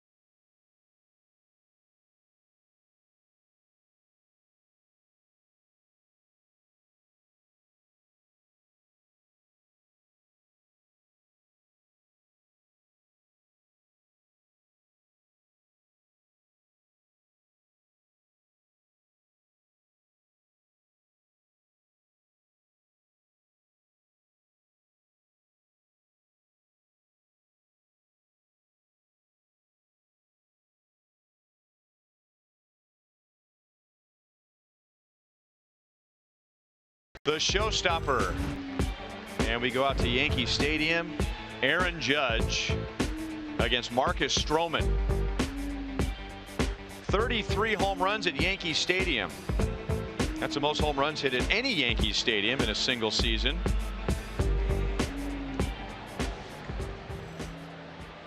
Our University of Kansas Health System injury report update. Michael Brantley has been reinstated from the 10-day disabled list. He had been out with a sprained right ankle. He has played in fewer than 100 games going back to the beginning of last year.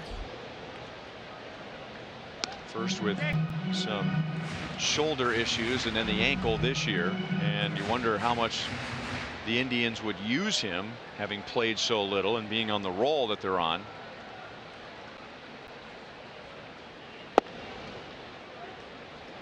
Oh, 0-2 on Moss. Walker struck him out with a curveball in the second inning.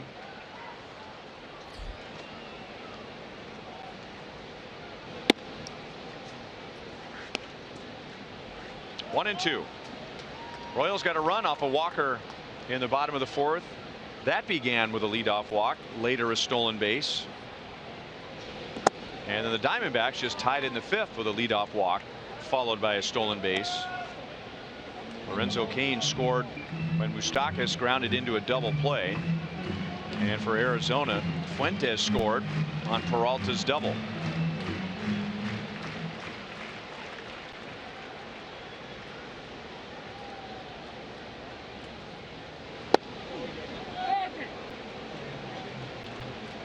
Three balls, two strikes.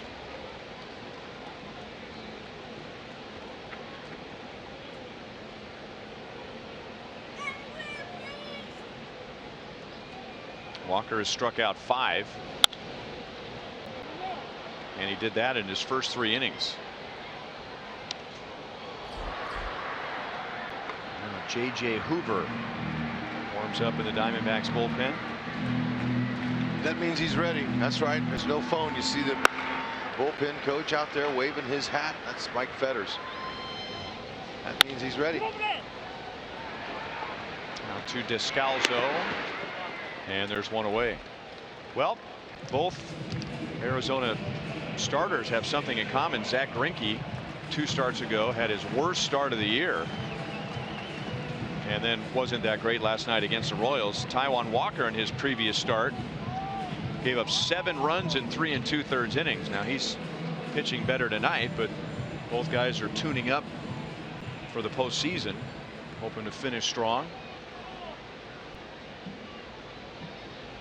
Walker's given up 1 run in 4 1/3 innings.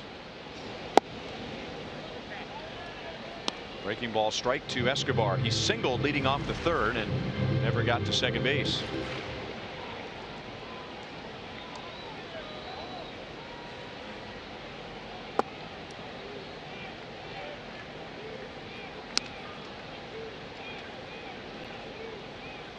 One and one.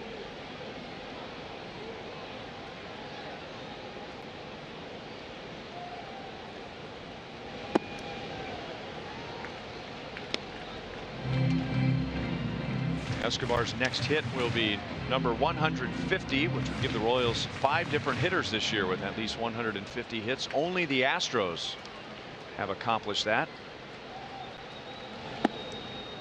3-1.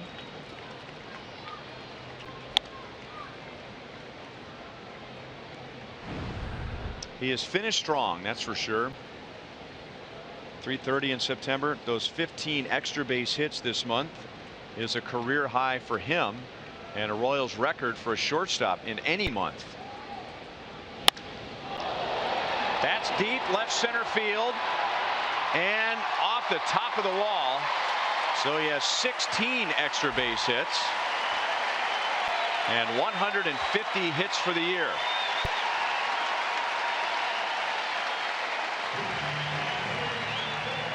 Go ahead, Esky. Wow. He put a charge into that like a number 4 power hitter. Walker staying down low with everything, makes one mistake in the upper part of the zone. Esky with a nice soft step, good whip turn right there, good upper body. He had it, drove it, and look at it right off the wall. Now, nice job Yep.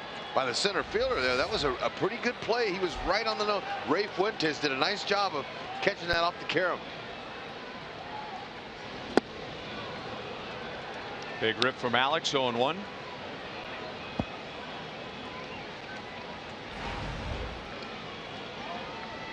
Walker mixing in a lot of off-speed pitches, a lot of spinners. Slider, curve.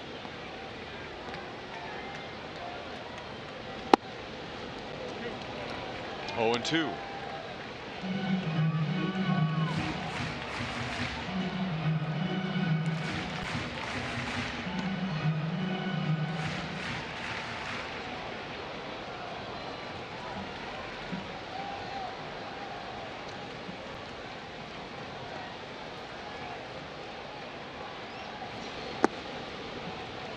One ball and 2 strikes. Alex struck out on a curveball in the 3rd inning.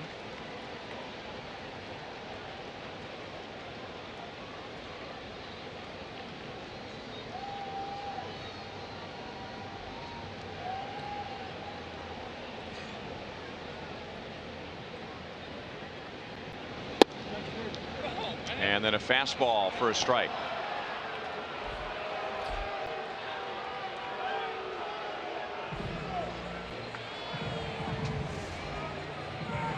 He's been pitched there all year. Those are strikes on the inner half.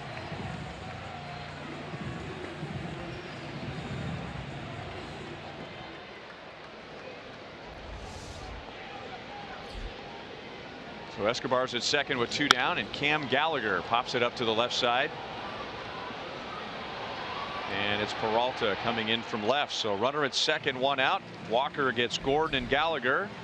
And we're tied at 1 at the end of 5.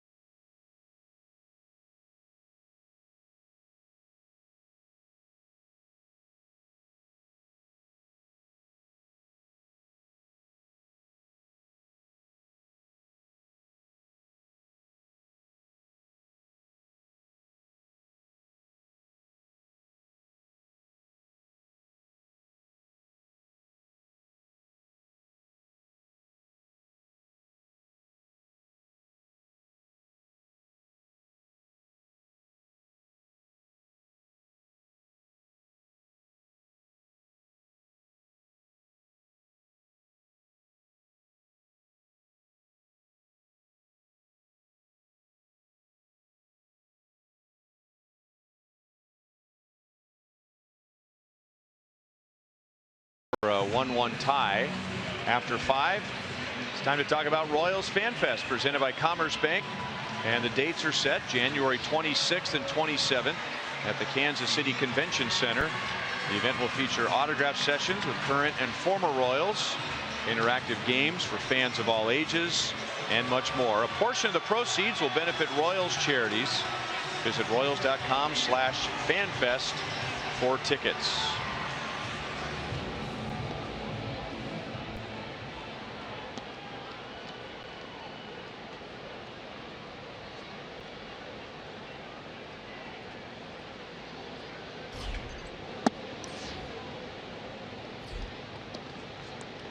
Jake Lamb takes low, ball 1. He was hit by a pitch in the 4th inning. He's also grounded out to short. Junis has given up 1 run, 4 hits. He has walked 2, and both of those were in his last inning, which included a leadoff walk, which eventually turned into Arizona's run.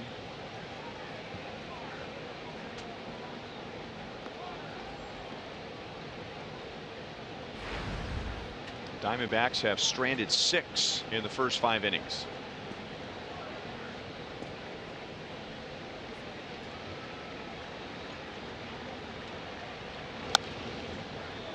One and 2.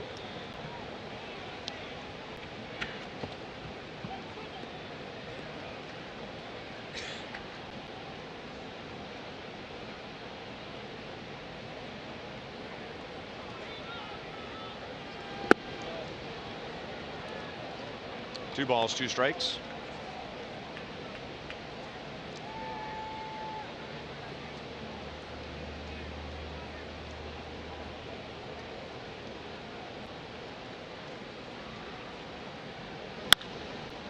Look out. 2-2 on Lamb. 3 years ago, we saw his big league debut. August of 2014, the Royals were in Arizona. Jake Lamb was called up and got his first big league hit and RBI in that game against Jeremy Guthrie. 3 balls, 2 strikes. Royals in that series, they went to Phoenix and they just absolutely blew out the Diamondbacks. Over the mound, Escobar was over on the right side of second. 1 down. Royals outscored the Diamondbacks 22-7 and out-homered them 5-0. And now we're going to have another change, and it'll be Ramon Torres replacing Mike Moustakas.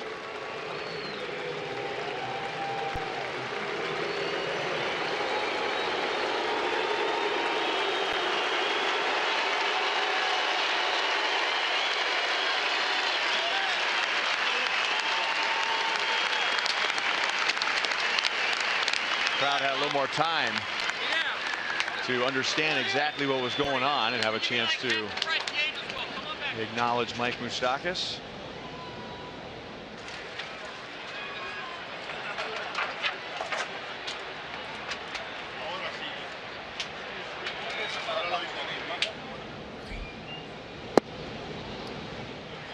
Ball went inside on A.J. Pollock. Yeah, earlier when Ned replaced Hosmer, it was in between innings, right before the hitter stepped into the box. I think that we heard the crowd a little bit, but because first base is so close to the dugout, he comes off. That's kind of how you want to do it, right there in the middle of the inning. That way everybody's attention's on it, and you can give the proper ovation. Now I don't know, Ned might have different reasons, and he certainly had more experience at that than I had. But that was good for Moose right there. I saw about the same thing happen when Mike Sweeney played his last game for the Royals, and in an attempt to do the same thing for him, it's just hard that, when you got the player who is closest to the dugout, it's almost like you have to wait a pitch or two just to get everyone's attention, and then the player who comes out, as awkward as it seems, almost has to walk out of the dugout just to slow things down so that everyone goes, wait a minute, what's this guy doing? Ooh. That's belted into left center field. A.J. Pollock hits it into the water. His 14th of the year, and the Diamondbacks lead 2-1.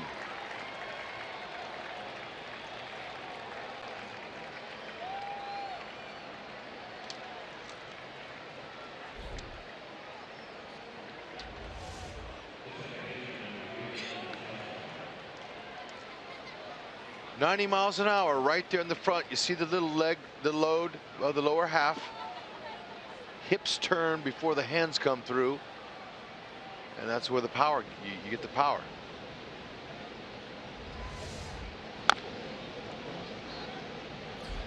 Fouled away by Descalzo.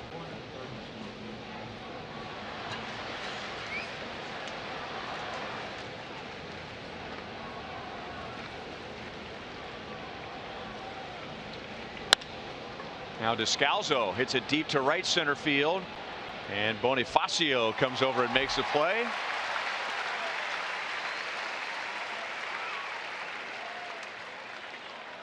2 outs. This Hispanic Heritage Month, MLB and the Royals are celebrating the many ways Latinos put an accent on baseball. Share how you put an accent on the game with hashtag Ponle Acento.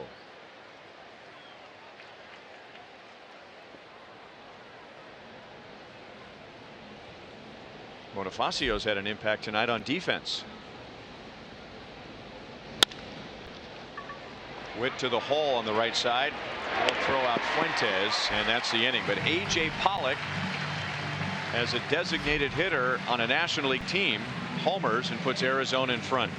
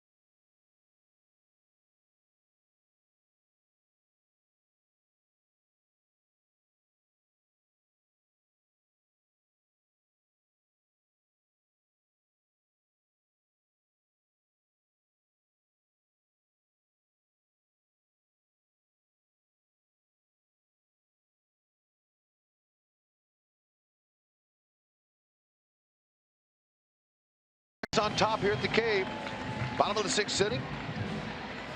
Folks, MLB.com. At Bat is your #1 mobile app for live Royals baseball. Customize At Bat to stay close to the Royals with home screen icons, live scores, news, stats, video highlights, radio broadcasts, and more. Download MLB.com At Bat today to stay connected to your Royals.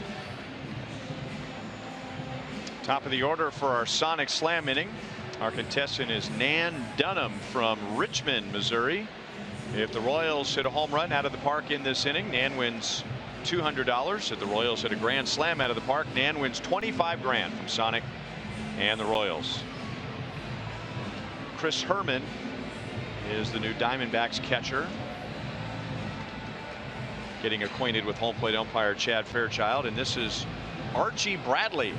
Chevy called to the bullpen. Check this young man out. 6'4", 225. Fastball, low to mid-90s. He might go some 97s. Cuts the ball. Means a little cutter away to righties into lefties. Curve and change. It's a pretty good hammer. It's a 12-6 curve, knuckle curve. Or a spike curve.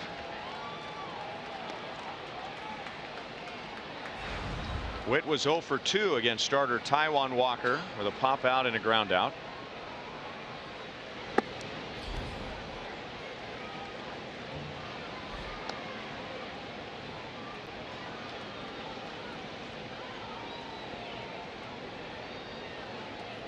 Bradley was the Diamondbacks' first-round pick in 2011, the 7th overall pick. Witt goes to the right side. And with the Royals down by 1, they have their leadoff man on in the 6th inning. And that's a nice swing. I mean, that's what you want to do on a fastball low, down and away. And Whitley just went with it. Actually, that ball was down and in. He made it look like it was away. Good inside out action. Great bottom hand lead.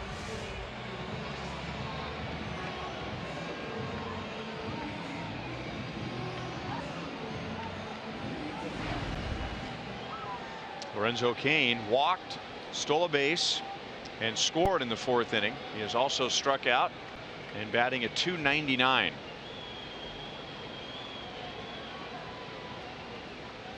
And there goes Witt.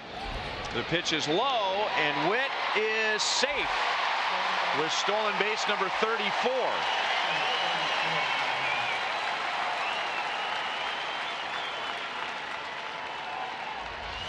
Great jump. No chance, unless maybe it might have been on the bag. I don't even think a perfect throw would have gotten him. That's how good that jump was. Look at him. He's at full speed to step. Ripped him off.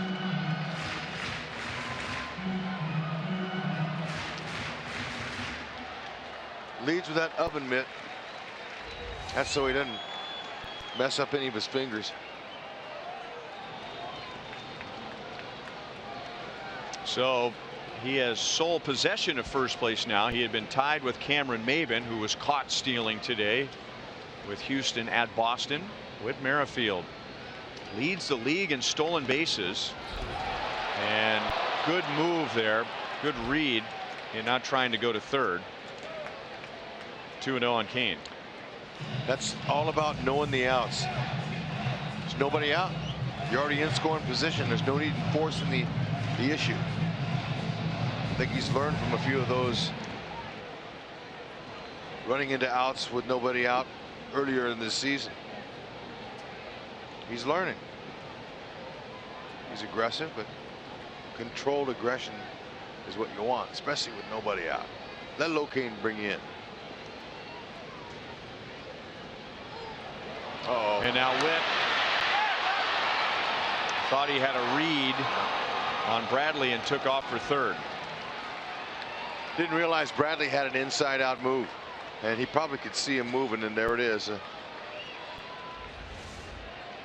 Just trying to push the envelope a tad.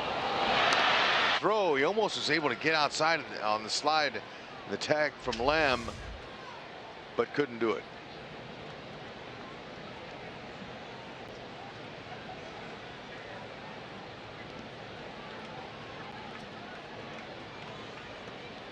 Two 2-0 on Cain. You know, 34 stolen bases doesn't just lead the league, but that's the most that Witt has ever had in his professional career. He's never stolen that many in the minor leagues, and now doing that for the first time at the big league level.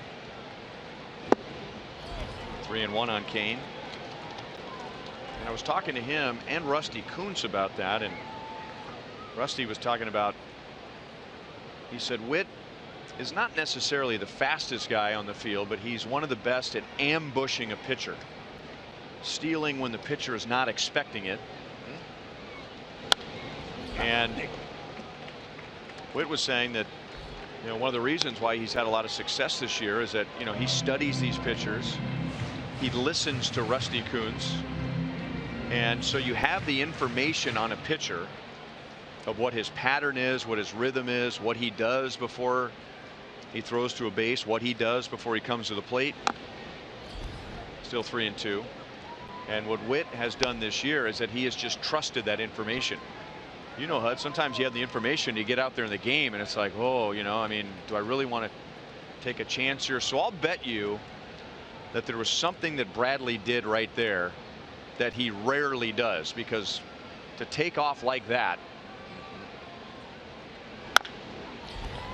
I'm assuming, and maybe incorrectly, but Bradley came set, he looked at Witt, he turned his head, and I'll bet that there was some sort of a key that when he turns his head, he goes to the plate, and he probably does it 90% of the time, and this was the one time that he had the inside move. Yep, I would tend to agree with that, because with nobody out, Whitley's not going to get thrown out at third.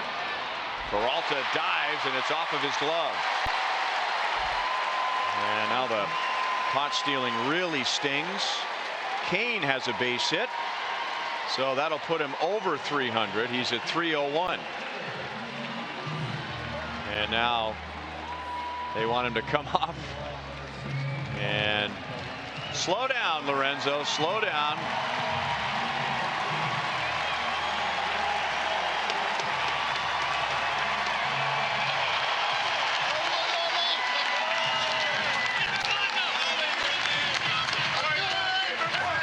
He'll take that hit. That was huge. He's got to walk in and knock tonight. He's been right at 300, maybe over.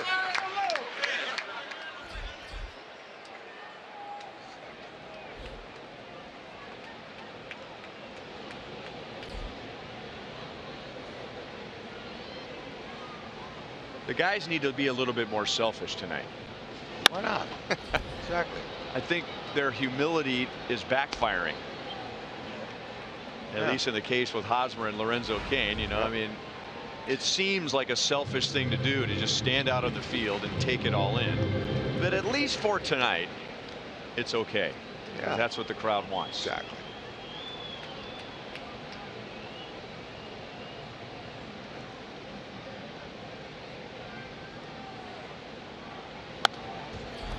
Oh, 2 on Cuthbert. Bradley's got some pretty good stuff. 25 years young. Fastball gets on you in a hurry. He's got quick release. Looks like his windup has some deception in it. Quick. Hard to pick up that release point.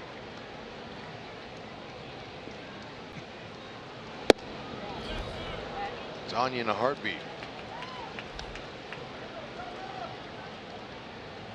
Especially after that setup pitch there, that sets up the next curve. Pitcher's got you ahead like that. 0-2. He's going to throw a setup pitch. That's that up and in, and now see what he goes away with it. Might stay with a heater.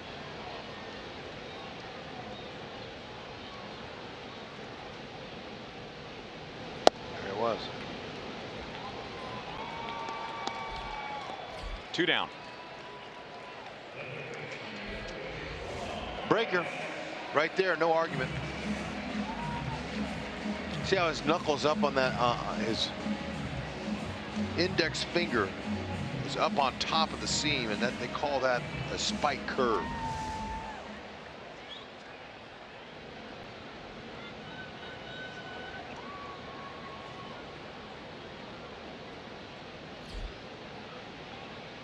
And now Torres hits for the first time.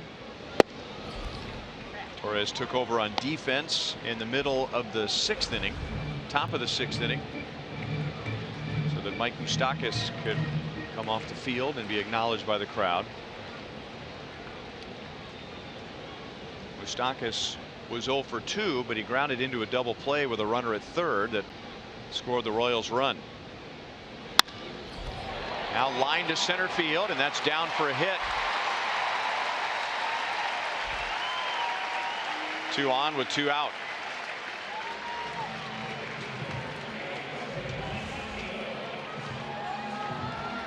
Nice swing. 97. See, that's all you need to do is just use your hands. Trust him. Yeah. I've been impressed with this young man since he came up here, about how under control he is, and he just tries to put his hands on the ball, which is great. He knows his strength. He's not a power hitter. He knows that. But he's just trying to hit it where it's pitched.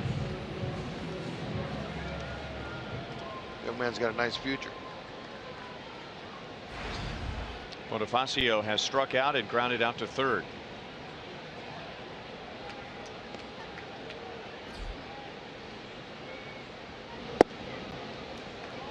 Inside for ball 1.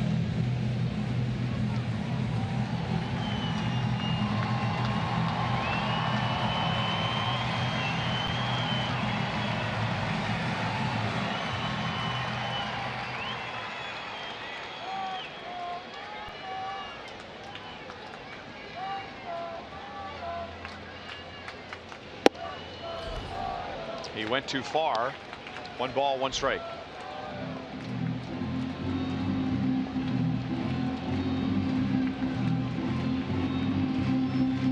Archie Bradley is from Broken Arrow, Oklahoma, and maybe those are some Oklahoma Diamondbacks fans who have come up with the new look Archie Bradley beards. And this is a new look for him, going to the bullpen. Another former starter who's had success in the pen. Drafted in the first round in 11. He got to the big leagues in 15. and made 8 starts, 26 starts last year, but he's pitched exclusively and successfully out of the bullpen this year.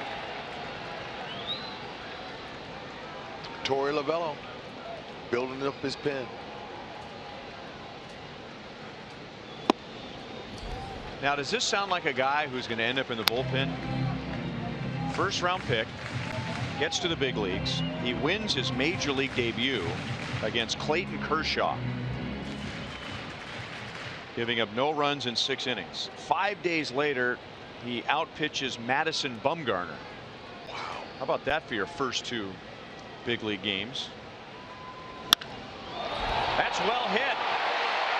Deep left center field. Bonifacio puts the Royals in front.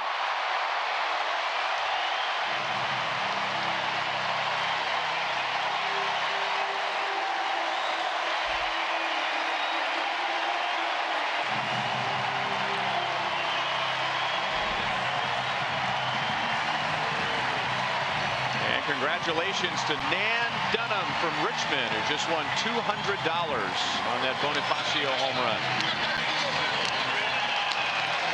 We talked about his ability to hit the hanging curve, but how about the heater right down the middle on the inner half? Ball ran in, started in the middle, no lift with his foot whatsoever. It's all about his hip turn and his hand speed. It develops the bat speed. Beautiful. It's a long way here at the K. Over the 387 sign. That's a big jolt there to put the Royals in the lead. We'll see a lot of this man next year. Believe that.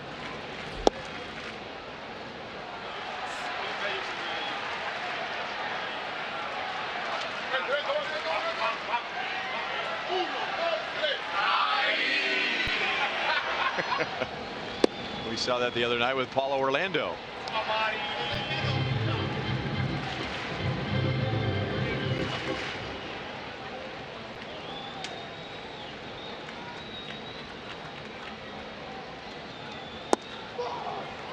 And now down goes Moss with a strikeout. Bradley strikes out 2. But Paulo Orlando running for Kane. Ramon Torres in for Moustakas. They score on Bonifacio's 3-run home run, and the Royals lead by 2.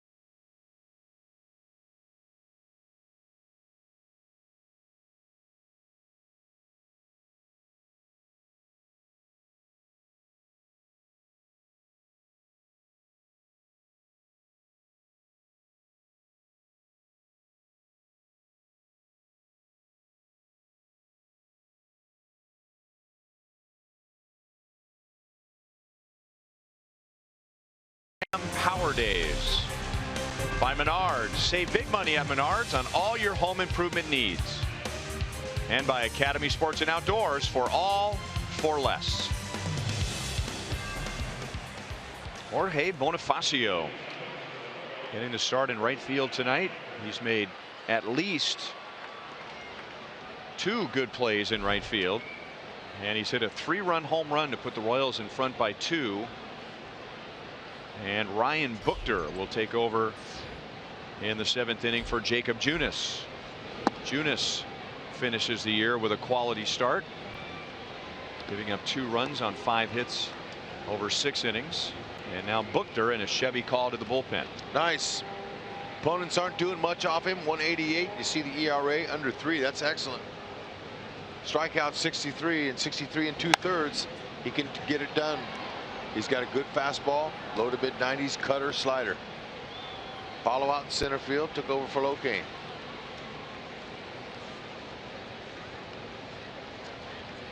Bonifacio, man, was that nice to see him put a jolt in that.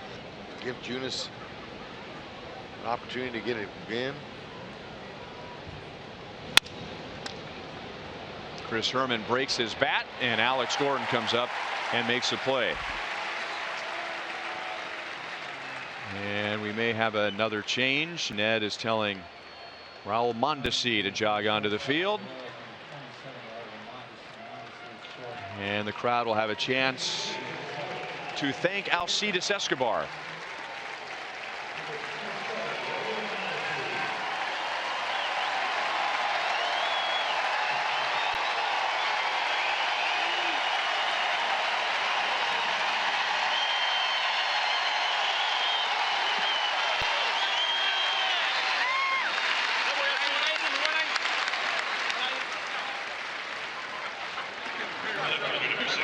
That's how you do it. Yep. Excellent job.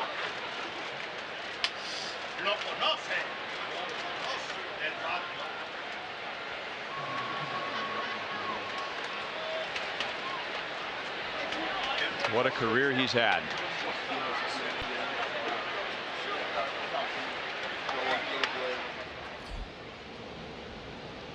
Ned Yost was telling some stories about Alcides Escobar before tonight's game. You know, the timing was perfect for the Royals to make the trade with Milwaukee because Ned had just managed the Brewers, so he was familiar with their big league personnel, their minor league personnel. And in spring training games, you know, they'll have minor league call-ups, guys that aren't on the roster, but occasionally they'll bring players over from minor league camp, and Ned always wanted to have Alcides Escobar come over and fill in the later innings. Ned said he was built like a broomstick. Said he maybe weighed 145 pounds, but was just so fun to watch defensively. And so he certainly recommended Escobar along with Kane and Jake Odorizzi and Jeremy Jeffress. But I remember in Esky's first 2 years with the Royals weren't winning, but there were plenty of opportunities for the Royals to win games in the later innings.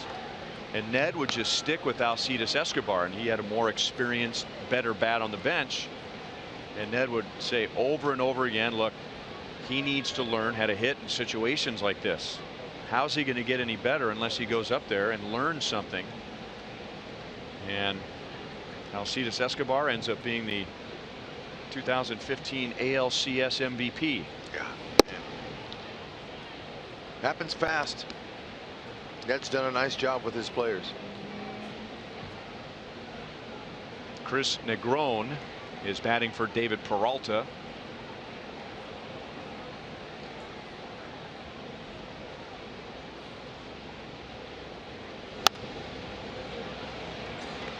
Still 3-2.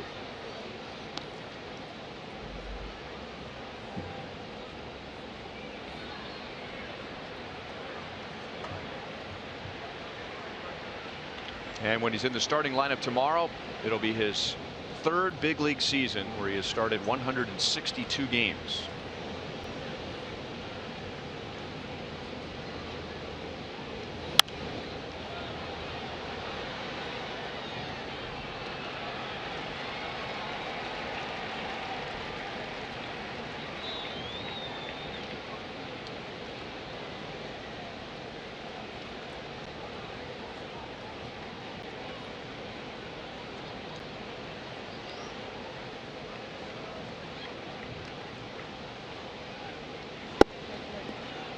Strike over the inside. Negron was on his way to first.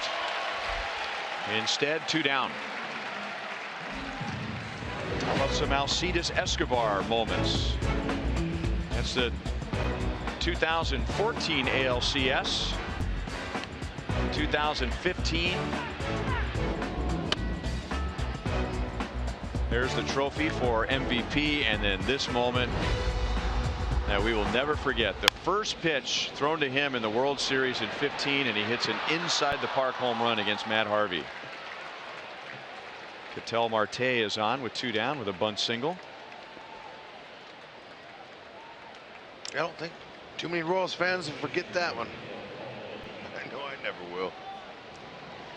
That's a perfect bunt right there for Marte. Escobar's dropped down some perfect bunts. Hadn't bunted as much this year, but he certainly has swung a mean bat this month. Right-hand batter's coming up, so Peter Moylan is coming in.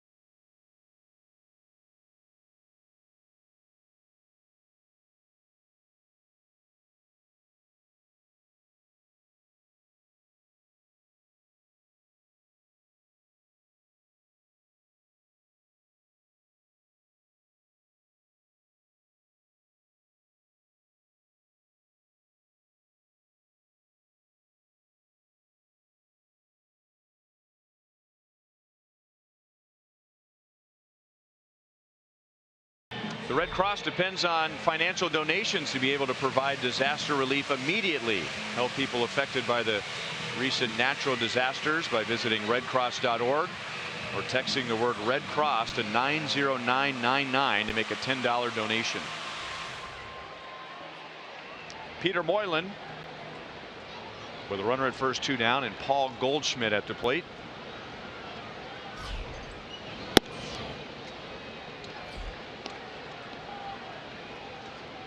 Goldschmidt is 0 for 2 with a walk tonight. He was 0 for 4 with 3 strikeouts last night. Moylan gave him 1 of his 3 strikeouts. Got him swinging way out of the zone with a slider. Sinker slider, 2-pitch mix. Jammed him.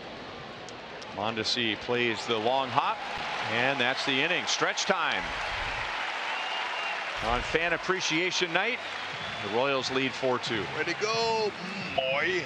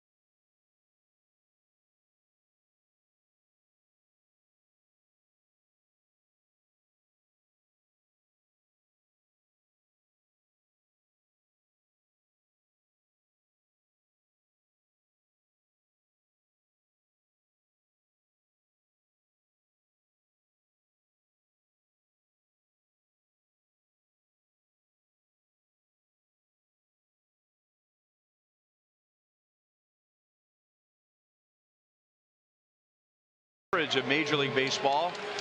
Not Sunday, now it's tonight. Andrew Romine has played everywhere but pitcher and first base so far for the Tigers. Apparently there's rain in the forecast tomorrow in Minnesota. Here's Mondesi in his first at bat. Bradley throws a strike. Max Scherzer taken out in the 4th inning against the Pirates with a leg injury. And Giancarlo Stanton and D. Gordon looking to become the first teammates to lead the major leagues in home runs and stolen base since 1970. Wow.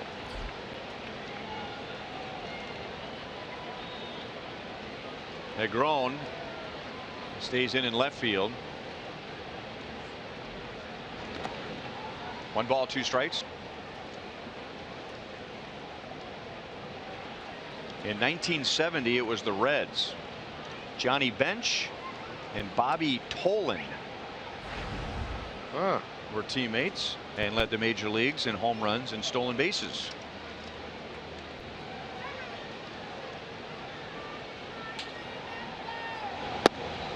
Two and two on Mondesi. Yeah, I mentioned the guys that have played all 9 before, right? I mentioned him the other night. Yeah, Campy Campaneris. How about that? He was the first one in 1965 for the Kansas City Athletics to play all 9 in 1 game. That's a pretty special feat.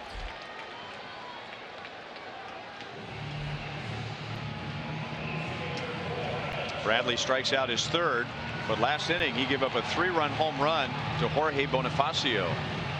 Diamondbacks had a 2-1 lead, and now the Royals lead 4-2.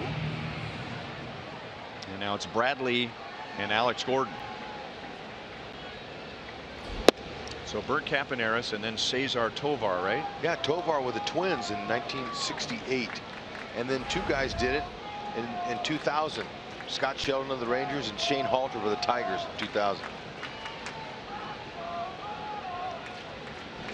And Brad Ausmus was in that game that Halter played all 9, and so he got to play second base, third base, and so Ausmus said that he remembered that. It was a pretty special game.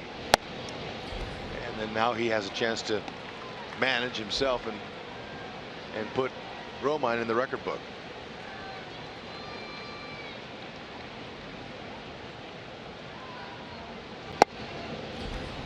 Three and one on Alex.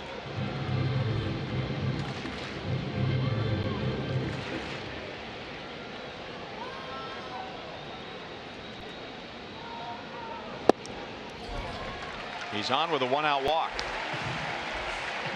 That's Bradley's first. And now Bradley's coming out.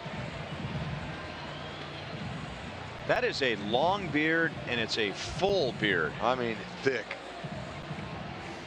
25 years young, there's no gray in there.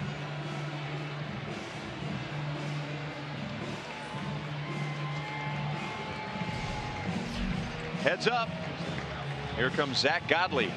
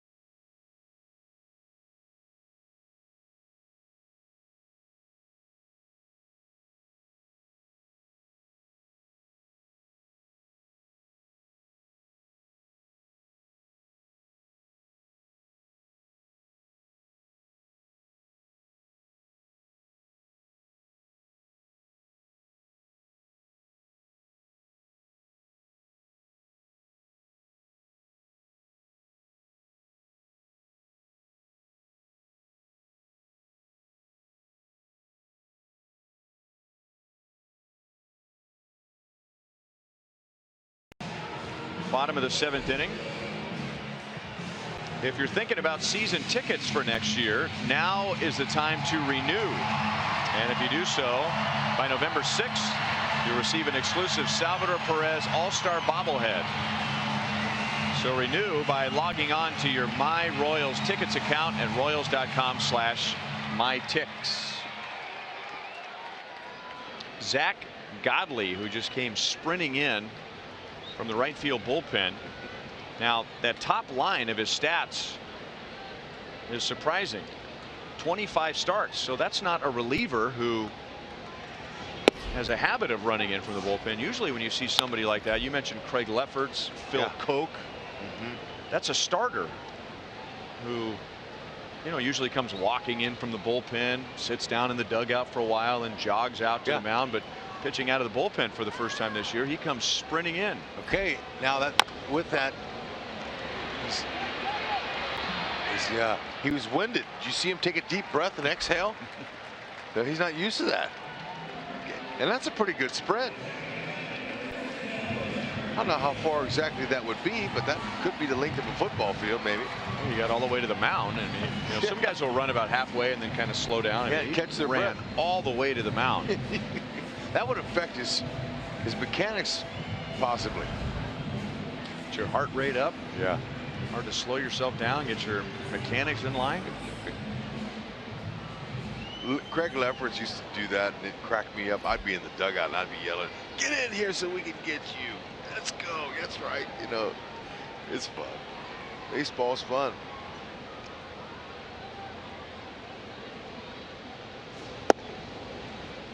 Strike on Whit Merrifield. He's 1 for 3 with a stolen base to take over the league lead at 34, and then he was caught stealing in the same inning, trying to swipe third.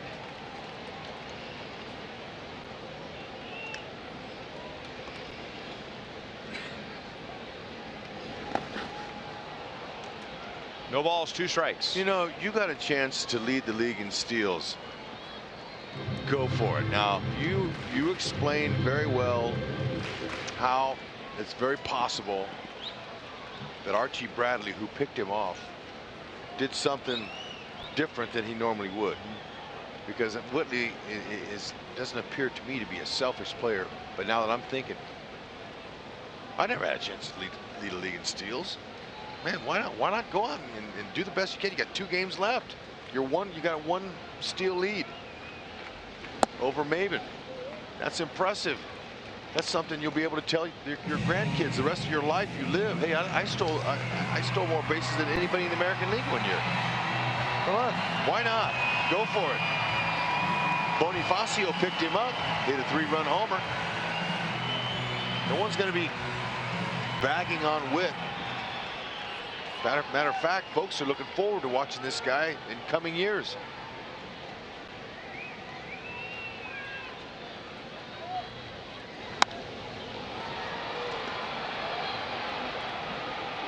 Martinez is back and makes the play, and that's all for the Royals in the bottom of the 7th.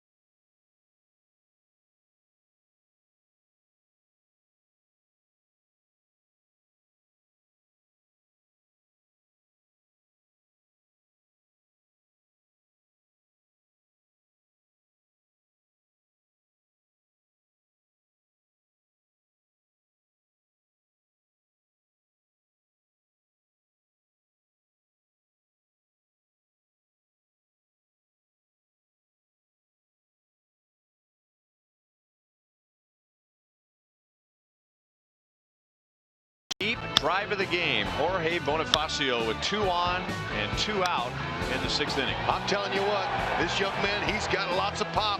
20 to 25 home runs would not be out of the question for him, maybe even more. Outfield play picking up as he gains more confidence in his rookie season. He's in a lot of categories in the rookie offensive categories, but look, it's all about production. He's doing it.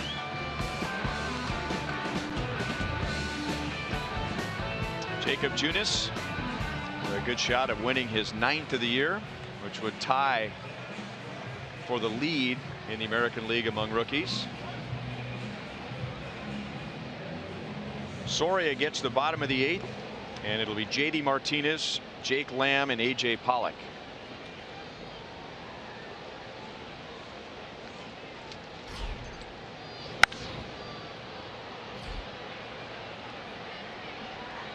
J.D. Martinez is 1 for 3. You know, look at those numbers: 305, 45 home runs, 104 RBIs. Impressive? Oh, I'd take him. Well, let me add this to it, Hud. He's done that in 117 games. Whoa. Remember, he started the season on the disabled list with the Tigers and really didn't get going until May. I mean, you know, you expect those numbers in 150 games, maybe 145, 150 games. That's impressive. Now that you mentioned that, extremely productive. You wonder if he'll be the hitter in the free agent market this year that sets the price, it sets the market price. And then remember, after the trade to Arizona's first or second game, he got hit on the hand with a pitch, and there was fear that he had broken his hand. Right. Ended up missing about 4 games, and then hasn't stopped hitting since. No, it's like he turned the switch on. Soria has the ability, and he's shown it since he's come back, to retire hitters. I mean to tell you, he's been mowing them down. Fastball, slider, curve, slow curve, changeup, split finger. Fastball's looking good. He's putting it right where he wants it on the corners. He's been solid.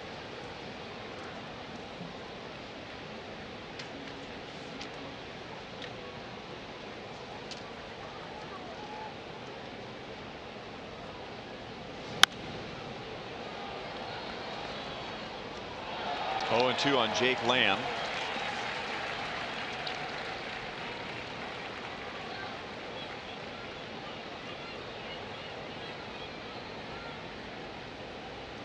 So Junis for 6. He gave up 2 runs. Buchter got 2 outs in the 7th. Moylan 1 out. 1 ball and 2 strikes. Holtze did the quick math. If you were to play out J.D. Martinez over 162 games, you're talking 62 home runs and 144 RBIs. Woo.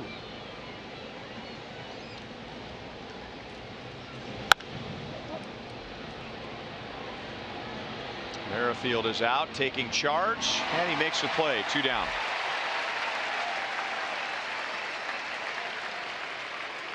Every time the Royals turn a double play, the next day McDouble sandwiches are only $1 at participating McDonald's in the greater KC, St. Joe, and Lawrence areas. Believe it, young lady.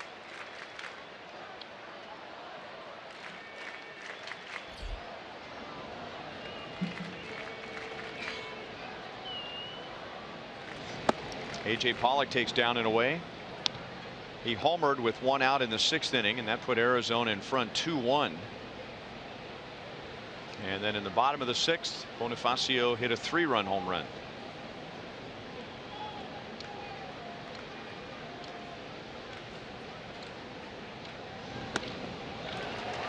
One and 1.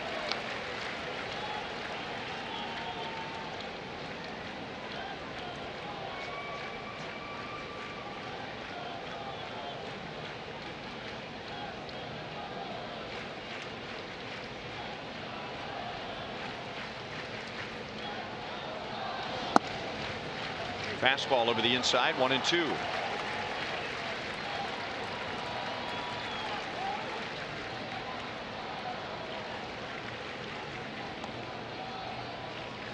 Royals bullpen pitched 4 scoreless innings last night. 5 relievers, 4 scoreless innings. Moylan, Alexander, Herrera, Soria, and Minor. And Mike Minor is 5 for 5 in save opportunities. 2-2.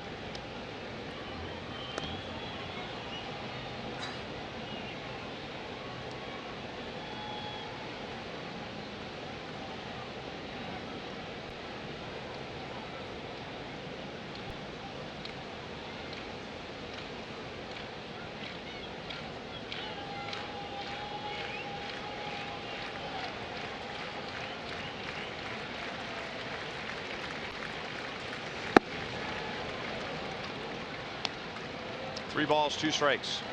We were talking about Andrew Romine attempting to play all 9 positions for the Tigers in Minnesota, and he has done everything but pitch.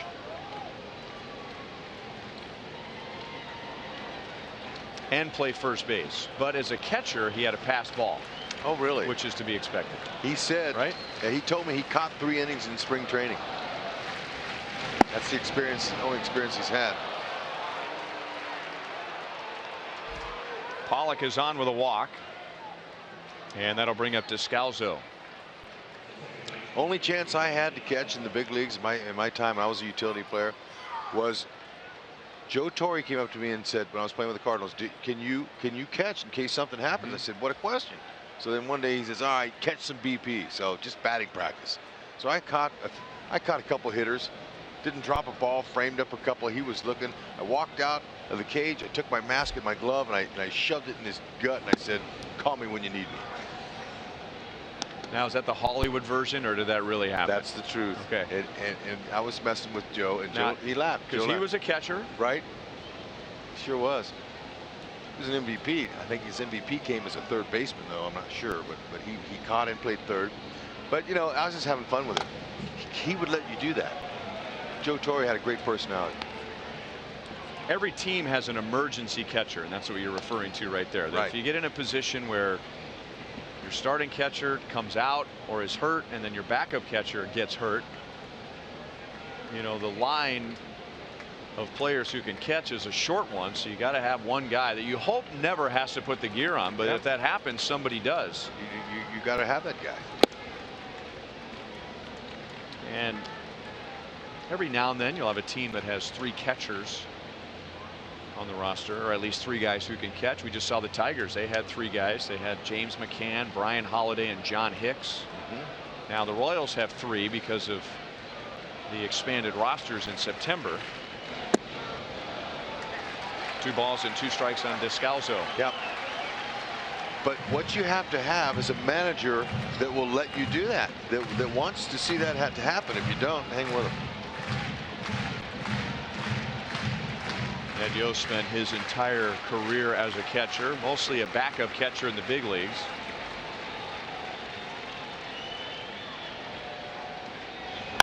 Descalzo hits it deep to right field. Bonifacio plays it off the wall. Pollock scores, and Descalzo is at third with a triple.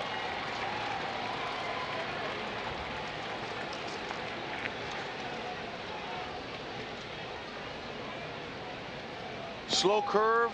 Sometimes if it's not located down low and it stays up, it's a pitch that a hitter is going to hit. See this one? It stayed up. That's belt high. Puts an easy pass on it. You're going to do that. That pitch is designed to start out around the waist and end up on the ground. And when it's up in the middle, it gets hit.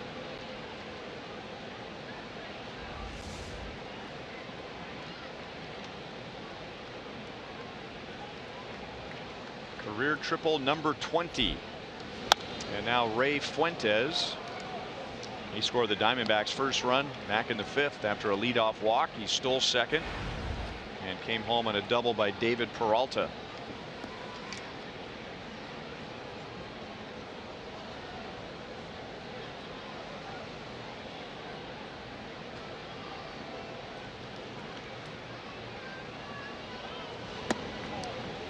Down and away, 1 ball, 1 strike.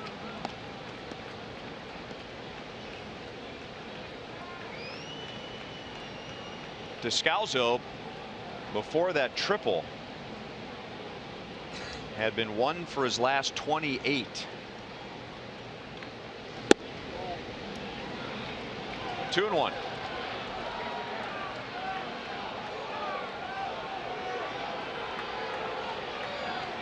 I think Jack wanted that last pitch.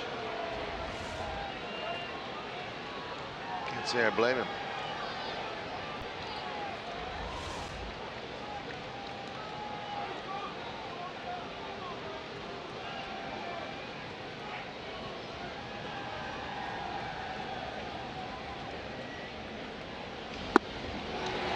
Two and two.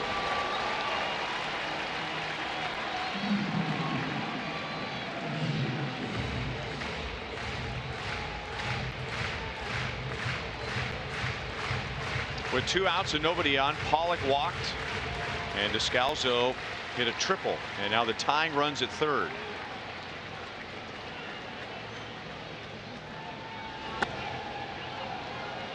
Three and two. Nice stop there by Gallagher.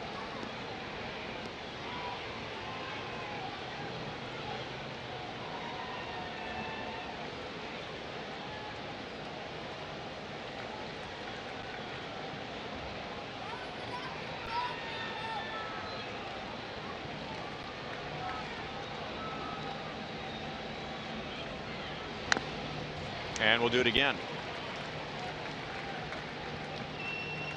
Dave Holtzman told me at dinner tonight that one of the potential trivia questions was, what was it, name the last opening day right fielders over the last 8 years or whatever. Would you have ever come up with Ray Fuentes?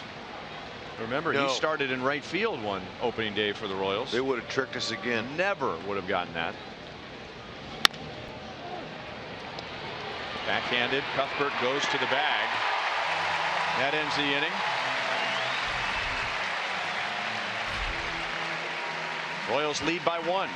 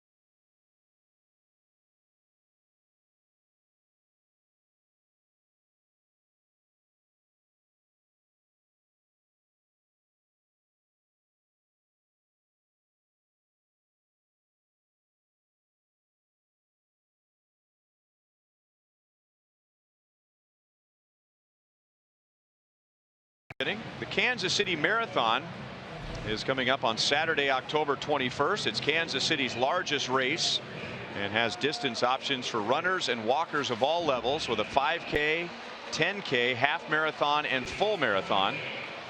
Fireworks kick off the race, and every finisher gets a Kansas City Marathon shirt, a KC-themed finisher's medal, and live music at the finish line. KCMarathon.org if you're interested. Paulo Orlando leads off the bottom of the 8th inning against Zach Godley. Royals lead by 1. One hop to third.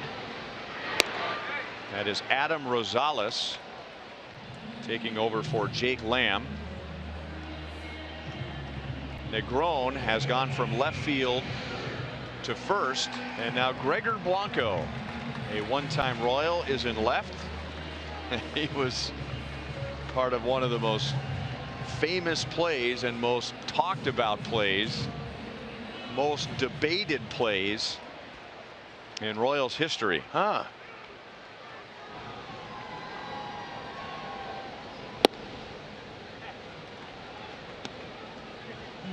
Oh, and 1 on Chesler Cuthbert.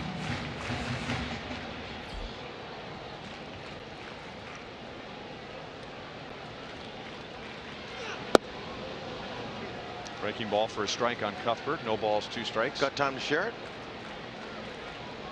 I do. Let's see what happens with Cuthbert here.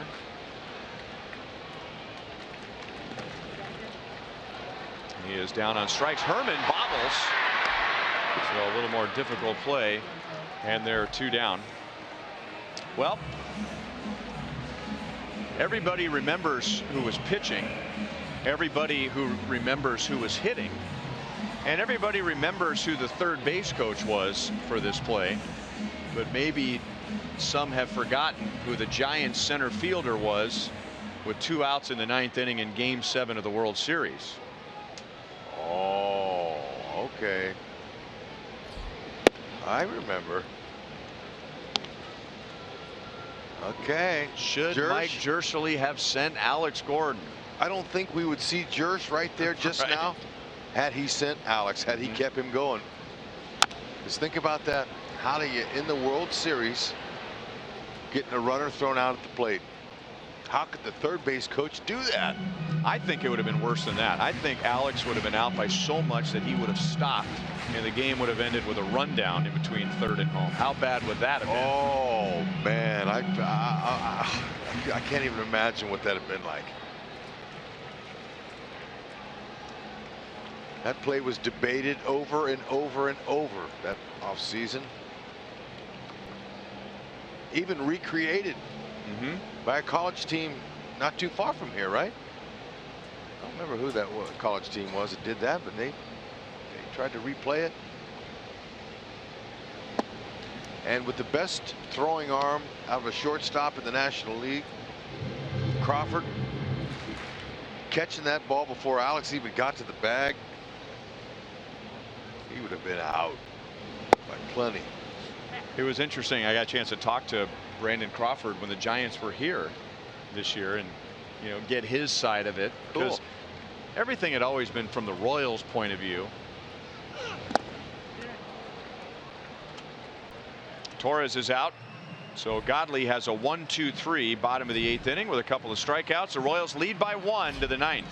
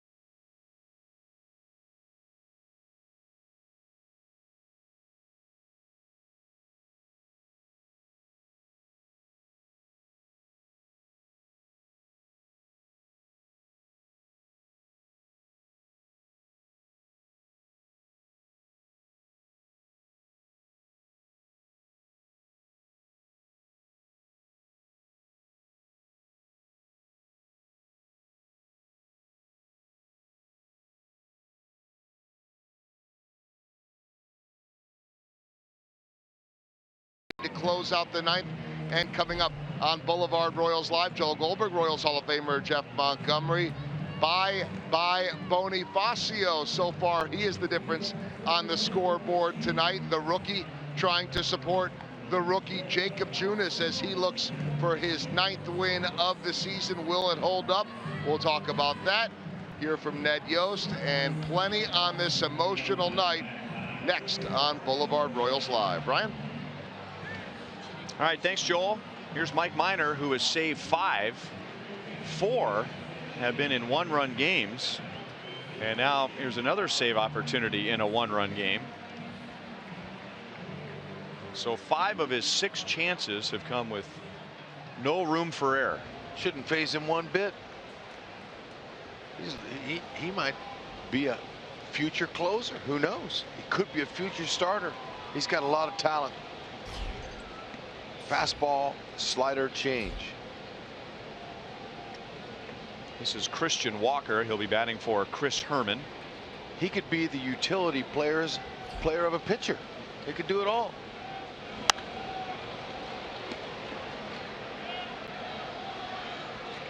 Well, we've been talking about free agents, well, all year, but much more in detail during this homestand. Mike Minor and the Royals have a mutual option for 2018, so we'll see what happens there. But I would imagine there's a lot of interest in Mike Minor, and I would assume that the interest is different depending on the team. Would someone like to see him as a starter? Would someone like to see him as a setup man? Would someone like to see him as a closer?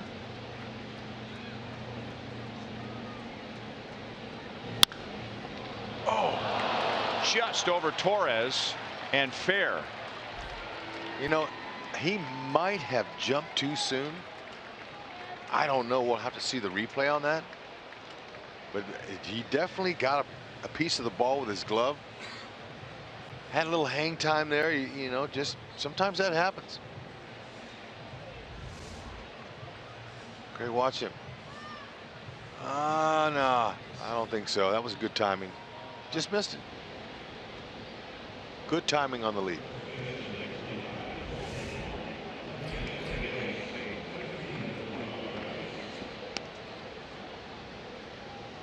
Vargas will pinch run,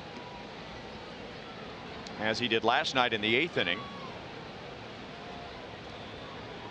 And now Negron, who is a pinch hitter in the 7th inning, and he struck out against Buchter. Royals have the corners in, expecting a bunt, and it almost hit him.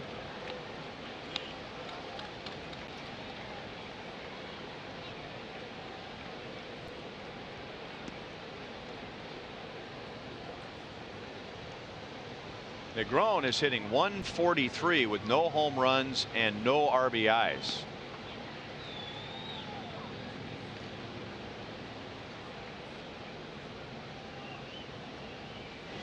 And now bunting, but in the air and back to Minor. Yep. Just 21 at bats. Tough guy to bunt, especially when a heater's coming. That's a tough situation. Not easy, especially a belt high fastball. You got to really concentrate on getting on top of that ball. And if the bat head dips a little, you're going to do that. And go back to the dugout shaking your head.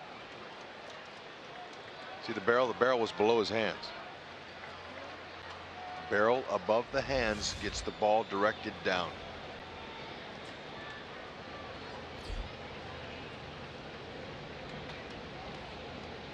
Marte bats right-handed, and then he showed bunt at the last moment, trying to con the Royals into thinking he's going to bunt. It wouldn't be a sacrifice with a runner at second and 1 out, but maybe trying to get the corners to come in a step or two. To right field, Bonifacio inside the line makes the play. The runner tags and holds. And just like that, Vargas is at second with 2 outs. Minor has the ability to get out of it with his pitches, the velocities, breaking ball, changeup.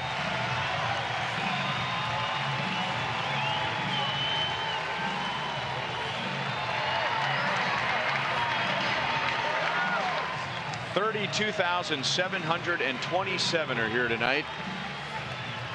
And they're not just here physically. I mean, they are here with a lot of energy, with a lot of spirit. And they were standing and roaring 2 batters into the game when Lorenzo Cain made a great play on Ketel Marte in center field. A lot of emotion as well. This is an emotional crowd.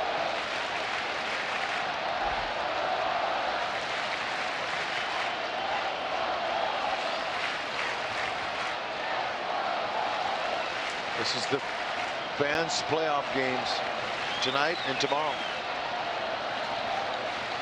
for 2017. 1-1 on Brandon Drury.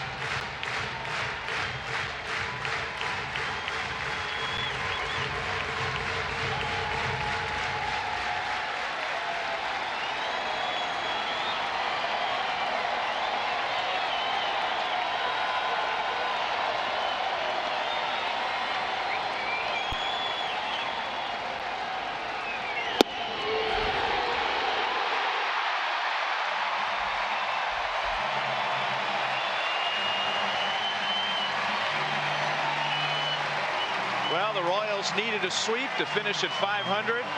All they had to do was win 3 in a row against one of the best teams in the National League that's headed to the playoffs.